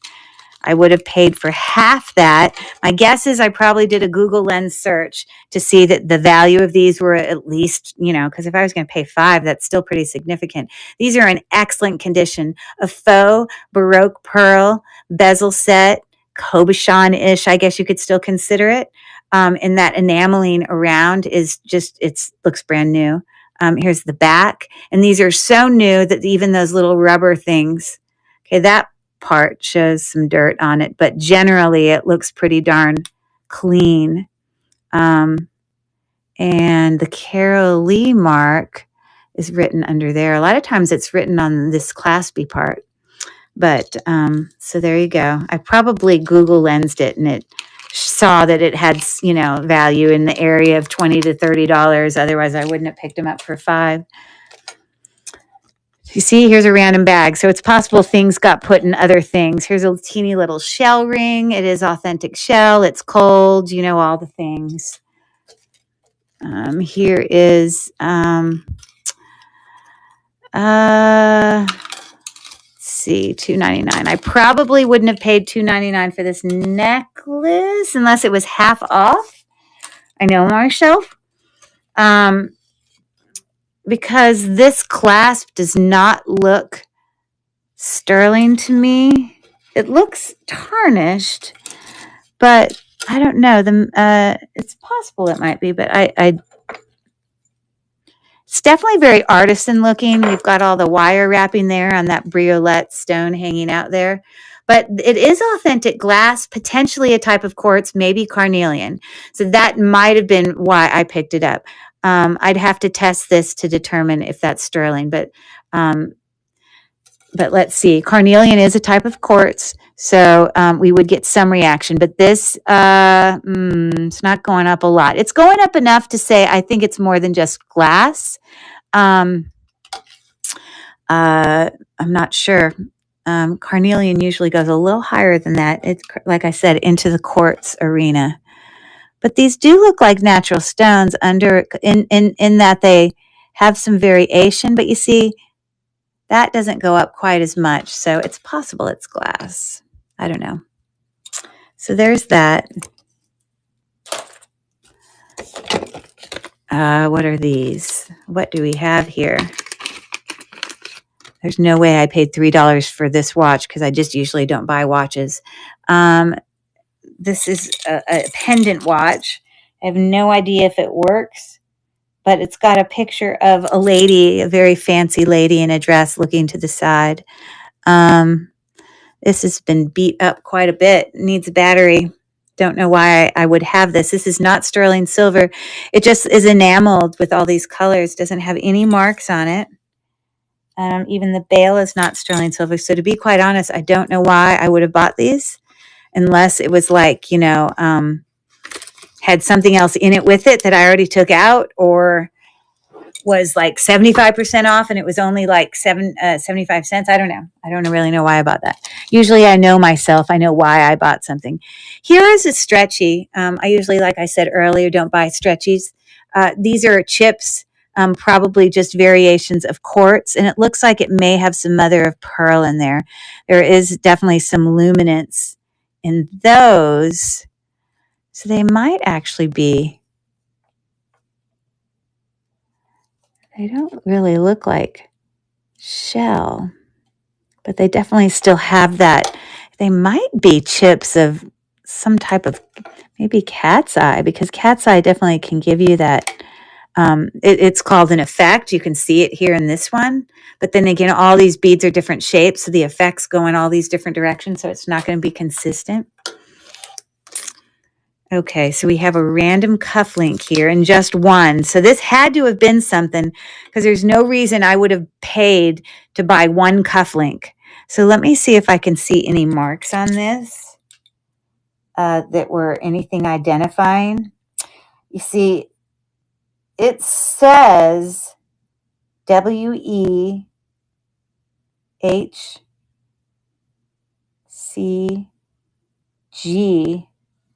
I don't know what that stands for. But to be quite honest, it doesn't even look real. It doesn't even look like real copper. It looks totally like it's worn off. So I don't know why I got this unless something else was in the bag and I already took it out. It's the only reason I could imagine that that's there. And again, this is just a haul, so maybe I did something with it. Just got about 3 or 4 things left here. This is beautiful and so dainty. Look at that. It's possible this is jade and this is coral. It's probably a brand name of some type, because I know that there were definitely brand names of jewelry. It's probably gold filled is my guess, just knowing myself. So let's see if I can see. It's very dainty spring ring clasp chain that's in actually immaculate condition. And yes, on the spring ring clasp, it says 1/20, 12 karat, I'm saying 1/20, 14 karat gold filled. But I am sure now if this is,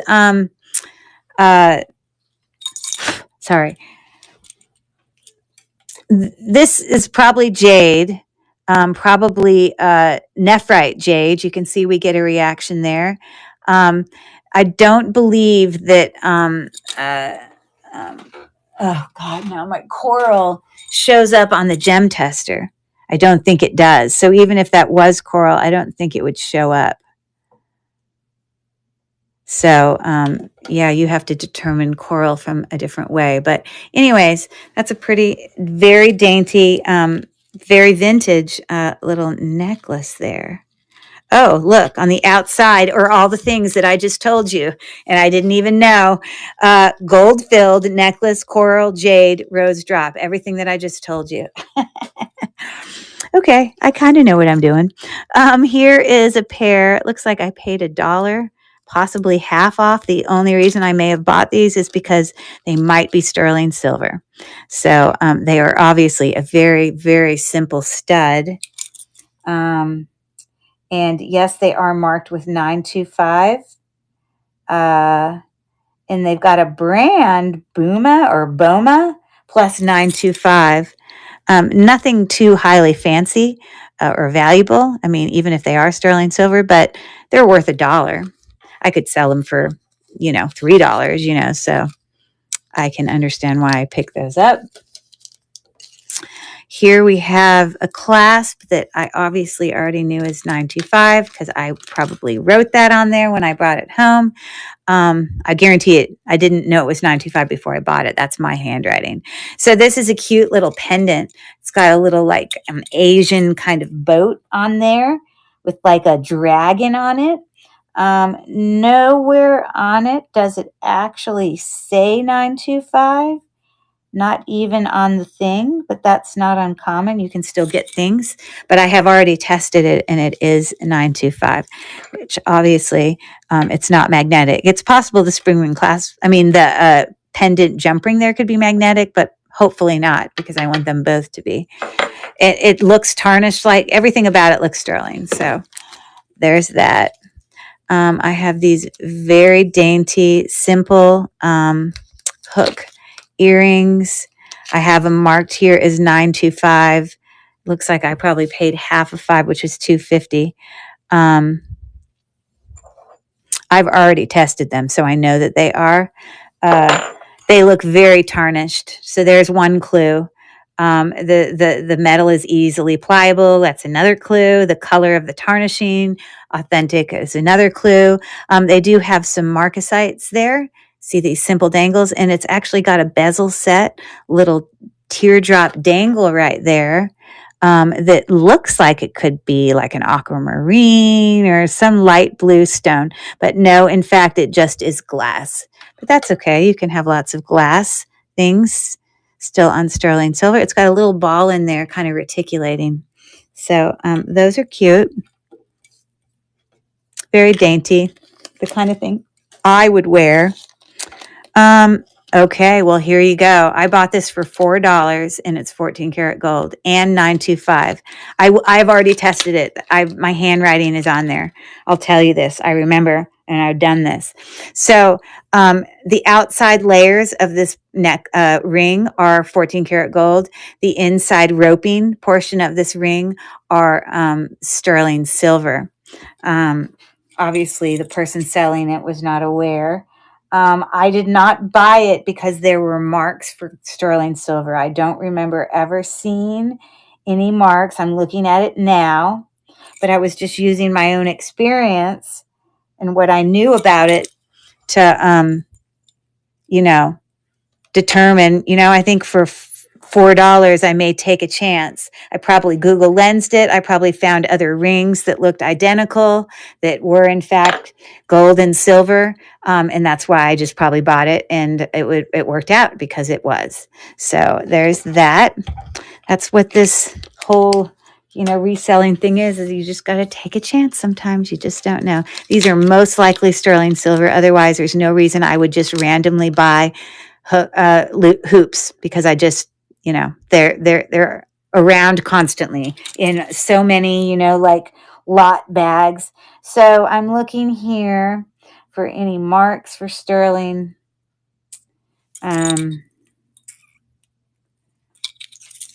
These are those things that you just put in. Now, it's possible that I took a chance and thought they might have been sterling. And then I came home and realized that they're not. Because, again, when you're taking a chance, sometimes they are, sometimes they're not. But they're probably not magnetic, or I wouldn't have even left the store with them. So they are magnetic. So my guess is these were probably something that were like 50 cents or something, because I would not have just randomly picked up magnetic hoops, or maybe they came in a baggie with something else additionally. I don't know. But I mean, they're still decent hoops. I could definitely put them into a wearable lot. So yeah, that brings me to the end of all of my things that I showed you tonight. Obviously, this haul was obviously from several months ago, but the haul that I started my thing off with tonight, as you know, there's probably $1,000 of stuff that I got, that I spent about what did we decide? I spent about $250, gold, diamonds, sterling silver, gemstones, highly valuable items, to the chime of 2 really beautiful rings that were extraordinary. I'm just doing this as my grand finale for anybody who popped in late. I have cleaned these since I brought them home. They were not marked at the consignment store. This one was not, but I had to use all the other things I know about gold that looked like gold. It was not magnetic. It was old. I could tell it was old. It had a lot of other newer rings there that looked like they were bought from, China, or, Temu, or, this didn't have any marks in it, but it also was so ridiculously thin that I felt like someone had worn it so much they had worn off the marks. It looked gold to me. It was old looking and everything about it. So I took a chance. This, I think I got this for about, let's see, it was marked 14, and then I got 20% off. So this was about $11, and I took a chance. And it is, in fact, a beautiful emerald. I'm sorry. Gosh, where's my brain? Amethyst stone, which is a type of quartz. These side stones, they are either white sapphire or diamond. They're not shooting up to diamond as well as they did when I first tested them, because I thought they could maybe be diamond, but I think they're just white sapphire. But they are not glass. They are not cubic zirconia. They are not spinel. They are not topaz. They definitely go up farther than that. They are a true gemstone. And sometimes it went into diamond for me. So that's why I thought maybe there's a chance they might be diamond. I'm clicking on each of the different ones. But I did acid test this for gold, and it did come up as 14 karat gold. It was not marked, but it passed that test. So that was for $11. I was not crying about that. But I think the find of the day, the grand finale, I've already showed this to everyone else who's been on the show, but I know they'll still be happy to look at my fluorescence. This was marked 10 karat gold. It was so dirty on the inside. I could tell it was old, that someone had, against a whole bunch of other rings at the consignment store that looked brand new, and they looked fake, even though they had marks of 925. They didn't look real. I was looking for ones that looked old, and this looked old. So I brought it home, and I thought, maybe that might be possibly, like I think tourmaline can be pink like this. I think spinel can be pink like this. I think even jadeite can have versions of pink, but this didn't look like jadeite. It's more of a clear stone. I thought maybe it could be ruby, because ruby definitely can look pinkish to pinkish red.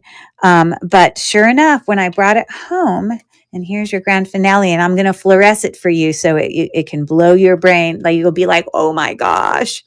Other than the magnet, how would you test for silver? Oh, okay. That's a great question. Let me finish with this, and then I will explain that to you. Excellent question. And I will tell you, there is a list of things that I go through on how to know that. for me. So I will explain that in a second. Okay. So anyways, I brought this home. I did acid test it for gold. It was marked 10 karat gold, but again, you can have a lot of things fakely marked. But it did test for gold. Gold, as well as silver, just like you said, are not magnetic. So it had to be non-magnetic. So this gold potential was non-magnetic. I paid $36 for this at the consignment store. It wasn't even on sale, but I had such an instinct that it could be something that I just took a chance. And sure enough, this is 100% a ruby. And not all gemstones fluoresce, but when I put this under black light, this is probably about 4 karat emerald cut ruby. Now, my Presidium is not going to differentiate between natural stones and, like lab created. So although the makeup of this stone is a ruby, either lab created or natural, I know that for a fact, based on, here, and I got this too hot. So sometimes when you put it back on it and it hasn't had time to cool off, you can get a different reaction. But there's no question to me. Okay. But here's the real kicker.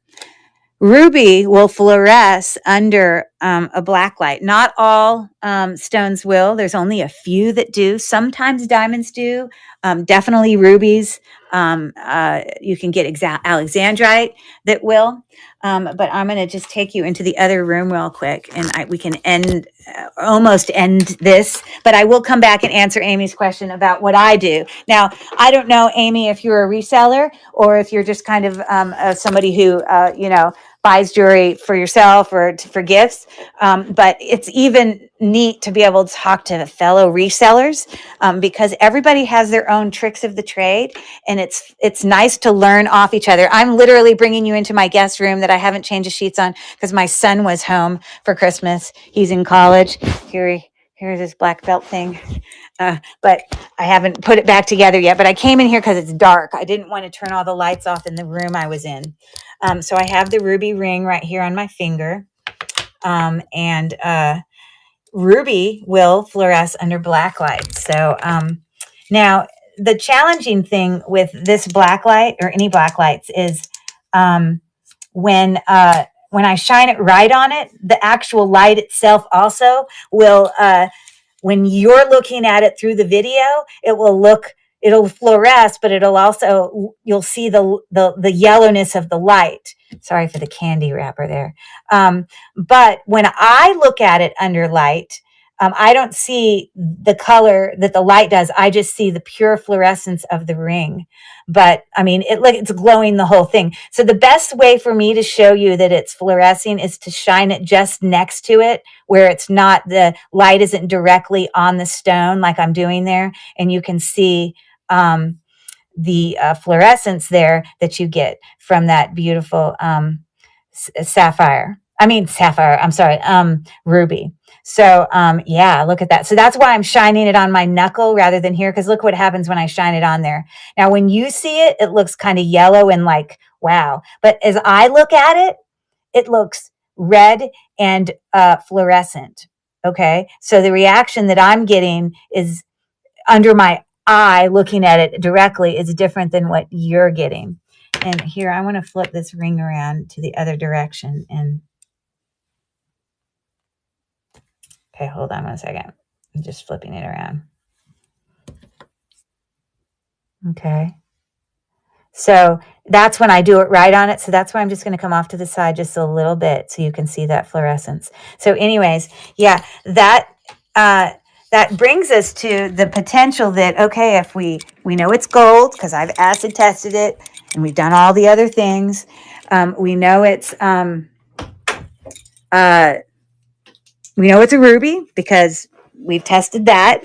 We just don't know if it's natural or if it is lab created. So again, I can only do one other thing to determine, and I cannot tell from my experience, I don't have the knowledge enough to be able to make an absolute determining decision. But I do know one of the things you want to do when you've already determined that it is ruby, whether it's because the Presidium won't differentiate between natural and lab created, is if you look at it under a loop, you want a natural stone is going to have little bubbles, or it's going to have little, imperfections. When you buy a diamond, it's graded, and it meaning like the level of diamonds and all the little, marks and impurities. And there's names for all of those little, because it's a natural stone that's made inside our planet. You know what I mean? Under pressure. If this was lab created, it would be like perfect. You wouldn't see bubbles. You wouldn't see marks. You wouldn't see anything in there. So I will tell you, just from me looking at it under my loop, that I definitely see marks in there. So I don't know, maybe this is to the point, because this is valuable enough. This could be worth thousands, possibly, if it's a natural 4-carat ruby. Holy moly, rubies are very expensive stones. At this point, I would take it to a jeweler so that I could get him to do all the other things that they could do to authenticate it. And there's not many jewelry pieces that I feel like I need to go to a jeweler to, because usually I can get it down to the point where I know. But this one also could have such significant value. But for $36, I took a chance, and 10 karat gold, ruby, emeralds, cut, ruby. Just don't know, if it's natural or man-made. So, there is that. Now, just briefly, you had asked about, what are the things I do, besides a magnet to determine, sterling silver. So, determining sterling silver versus testing sterling silver, there's several things that I can do. If I'm looking at something and I'm trying to determine if I think it's sterling, one of the things I do, here's just an example. I bought this today. It was at the thing. It was 80% off. And, just by looking at it, first of all, obviously it's tarnished. So one of the things that sterling will do is it will have that look of tarnish. So that's one of the things you look for. I also know, like you mentioned, that it would not be magnetic. Sterling silver is not magnetic. Now, look, that is magnetic. Now, I wonder what it's sticking to, because all I can think is there must be some internal things, because we tested this earlier, and we tested it, and it tested positive for sterling. So just as I was talking about the clasp the other day, earlier, about how the clasp can have some mechanisms in it, I don't know what could possibly be in this. Or there might just be portions of this. Here's my guess.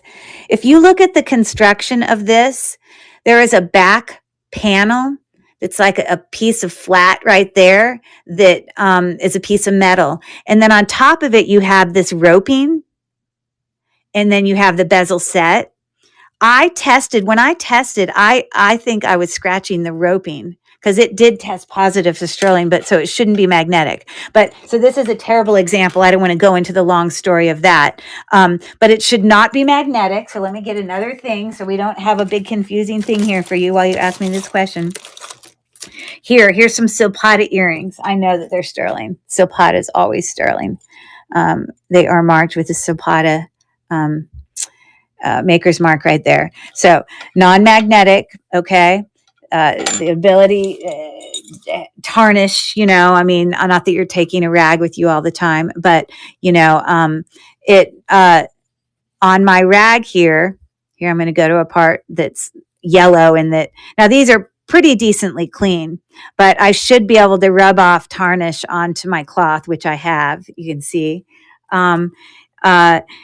Sterling silver, when you knock it against other sterling silver, it can have a sound to it that is like a ting. It's like and if you had lots of sterling silver that you put together, you could definitely hear this. But these are 2 sterling silver rings that you can hear.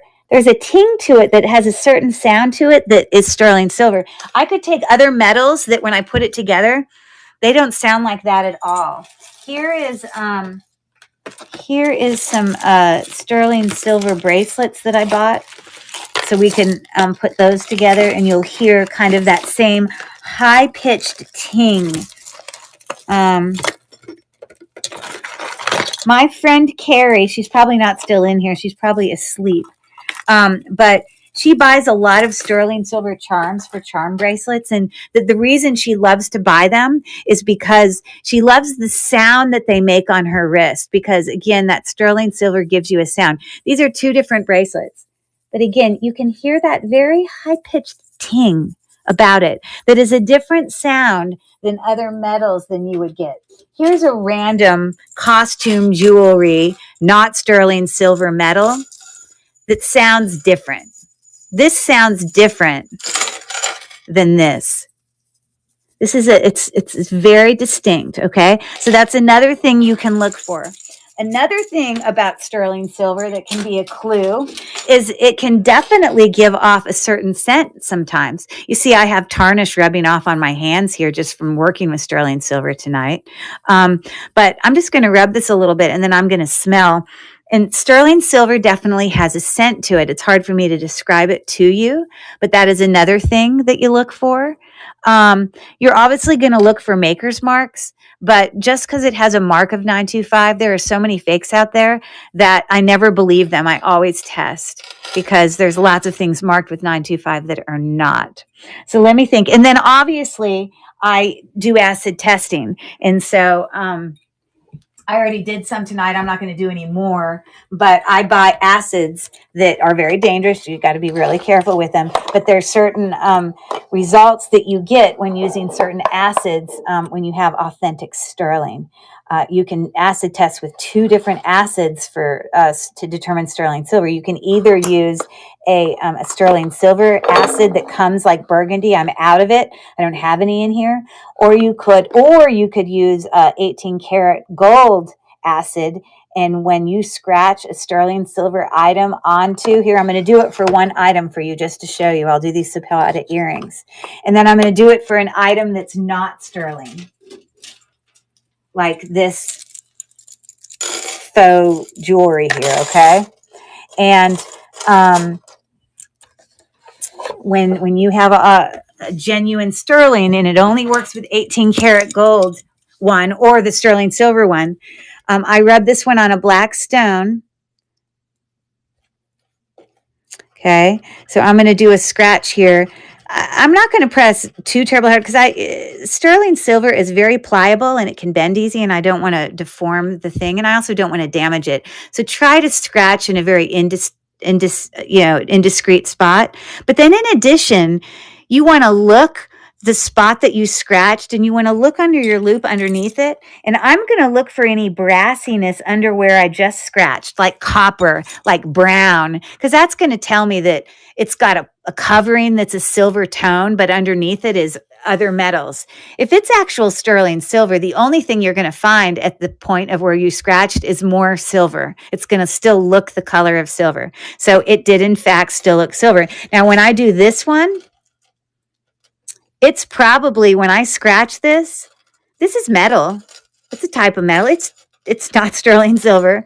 It is probably going to give me a brownie color, a very different color scratch. Sterling silver looks, it has a scratch about it that I'm very familiar with. And you see how that looks very coppery? Like if I scratched something that I wasn't sure, and maybe it wasn't magnetic, and maybe it looked tarnished, and it had all the other things that made me think, oh, it might be sterling silver, I'm going to acid test it. But then if I got to the point where I scratched that, I would not even bother to test it, because I know from experience that that brown scratch that's not how sterling looks when you scratch it. Now, one thing to consider, sometimes you can get sterling silver that has been rhodium plated, and you can do acid tests on it unless you scratch super, super, super hard to dig through the rhodium plated to get to the sterling silver that's under it. Rhodium plating just makes it so your metal that you've purchased, even precious metal like sterling silver, doesn't tarnish. It keeps things from tarnishing. It makes it seem shiny all the time. And it's still put on very valuable, beautiful sterling silver things, but you can't successfully or accurately as well acid test with rhodium plated things because without possibly damaging it, because you got to get through it. But anyways, so that everything about that scratch felt sterling to me because I've done it. This one, let me turn this off because I'm done with that. Didn't, but I'm still going to put an acid test on it for you because I want you to see the difference in the reaction that we're going to get when I put acid on it. Okay. Now these acids can be very dangerous. Normally I put gloves on. I honestly, I would normally have gloves on. I don't right now, but everybody who uses acid, you need to be very careful. I usually try to wear gloves, but I'm not getting them right now, so don't follow my lead.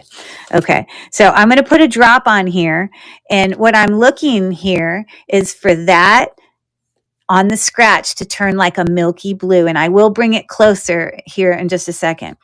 So if I get a milky blue, I know it's sterling silver. If I get a teeny bit of milky blue where maybe it's just like a little bit and then a dot and then a versus like all milky blue, it's possible you could have something that's sterling plated, that you are rubbing off the top layer of actual sterling plate and you get a little bit of reaction, but a true sterling is going to give you a real solid result.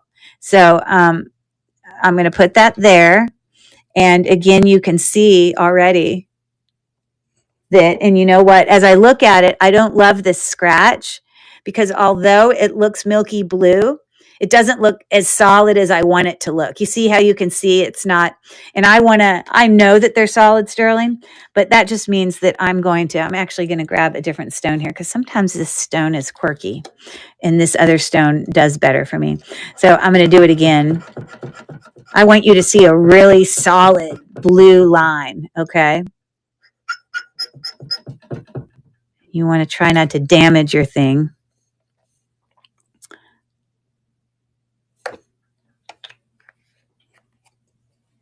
And that, it's a little better. I just think that maybe my acids are getting older. It's not scratching like I want it to. And I know it's sterling because it's silpata. Sometimes when we're doing this stuff, you just got to try and try again, and I'm giving it a little better scratch. Sorry for all the stuff behind. It's banging. Okay, that was a much better reaction. Sometimes I just need to scratch harder. So there you go. There's your milky blue reaction that I was looking to get. I just really hadn't pressed darn hard enough. I was trying not to bend my earring because it will bend. So this is what it looks like when you put it on something that's not sterling. Like in this case, and I'm going to bring the phone down here. And I'm going to show you really close up because I want you to see the reaction right away. That brown line, when I put this on it, is going to immediately turn black. Okay. There's nothing underneath it. You can't still see a scratch, blah, blah, blah. Okay. So that's what you get. Now, mind you, there's lots of different metals you could test. That's just one cheap metal that was on a costume jewelry necklace, but some of them can react differently. Sometimes you can be testing like a steel, like a stainless steel, and sometimes what you'll get in that case is instead of it turning black, it won't change at all, but it also won't turn blue, and it also isn't gold. So there's just a whole other things that you have to think. It just comes with experience. But that was probably way more of an explanation than you wanted. But I'm a teacher, so I just can't help myself. I just can't. I got to tell you all about it. So anyways, thanks everyone for coming tonight. And thank you, Amy. I think I was in a live sale the other day I had popped into. I think I saw you in there. I recognize your name. And I also think that you've popped in mine before. I've recognized your name. So I appreciate you hanging out tonight with us. Usually, my ongoing sales here in the Lilyworks community are on Mondays and Friday nights at 9 p.m. Eastern time. I'm in Pittsburgh. But last night I did an all Trifari / Crown Trifari night of sales, and it went really well. And, sometimes I just can't do sales. So I like to break it up sometimes with just an unboxing, or let's open a jewelry jar, or let's do a jewelry haul. Because sometimes I just don't want I want to break it up and let it just be about looking at the jewelry. So that's kind of what we did tonight. So anyways, I hope you all had fun. It's time to go to bed. At least it is for me. So thanks for coming. I bought some vintage stuff that I want to see what it is. Yes, I follow you. So you bought some vintage stuff in this sale that I saw you in, or you've bought from me before? Or you were asking about something maybe you had purchased in another sale and you wanted to maybe do, or maybe you bought it at a thrift store and maybe you wanted to be able to figure out some other ways to figure out if it was real. Is that what you're saying? On your own at home? From other sellers here that I want to test. Yes. Okay. So I will tell you, you can purchase sterling silver and, gold testing kits. This was bought off Amazon. It had, this had 14 karat gold plus sterling silver plus platinum. It had a whole bunch of different ones in it. You have to refill, the acids will run out and you'll have to refill them and get your testing stones and all that. But there are definitely starter kits you can get. But again, I want to remind you, they can be really dangerous. You don't want to put them next to other metals. I store this completely separate away from all other things. You see, I keep it in a plastic thing because the acids can't deteriorate plastic. But yeah, but I mean, it's worth trying it and buying it if you're kind of at the level of your jewelry. It is sciencey, yes. It's worth buying because, again, 3-4 years ago, I was new to it. And I've had a lot more experience and done a lot of it, but I had to take the leap somewhere and go, you know what? I think I'll try that. I had already bought a magnet. I'd already bought a loop. I'd already learned about, the tarnish and all that. But if I was going to be listing things on eBay, which I do sales on eBay part-time as well as district here, especially if I had some high level expensive things that I'm asking $100, $200, $300 for, depending on the item, I wanted to be absolutely sure. And so that's when I went ahead and delved into getting acid testing. But I suggest strongly that you wear gloves, buy some little disposable gloves or some gloves that you can use just for this, because you do not want to get it on your skin. So yeah.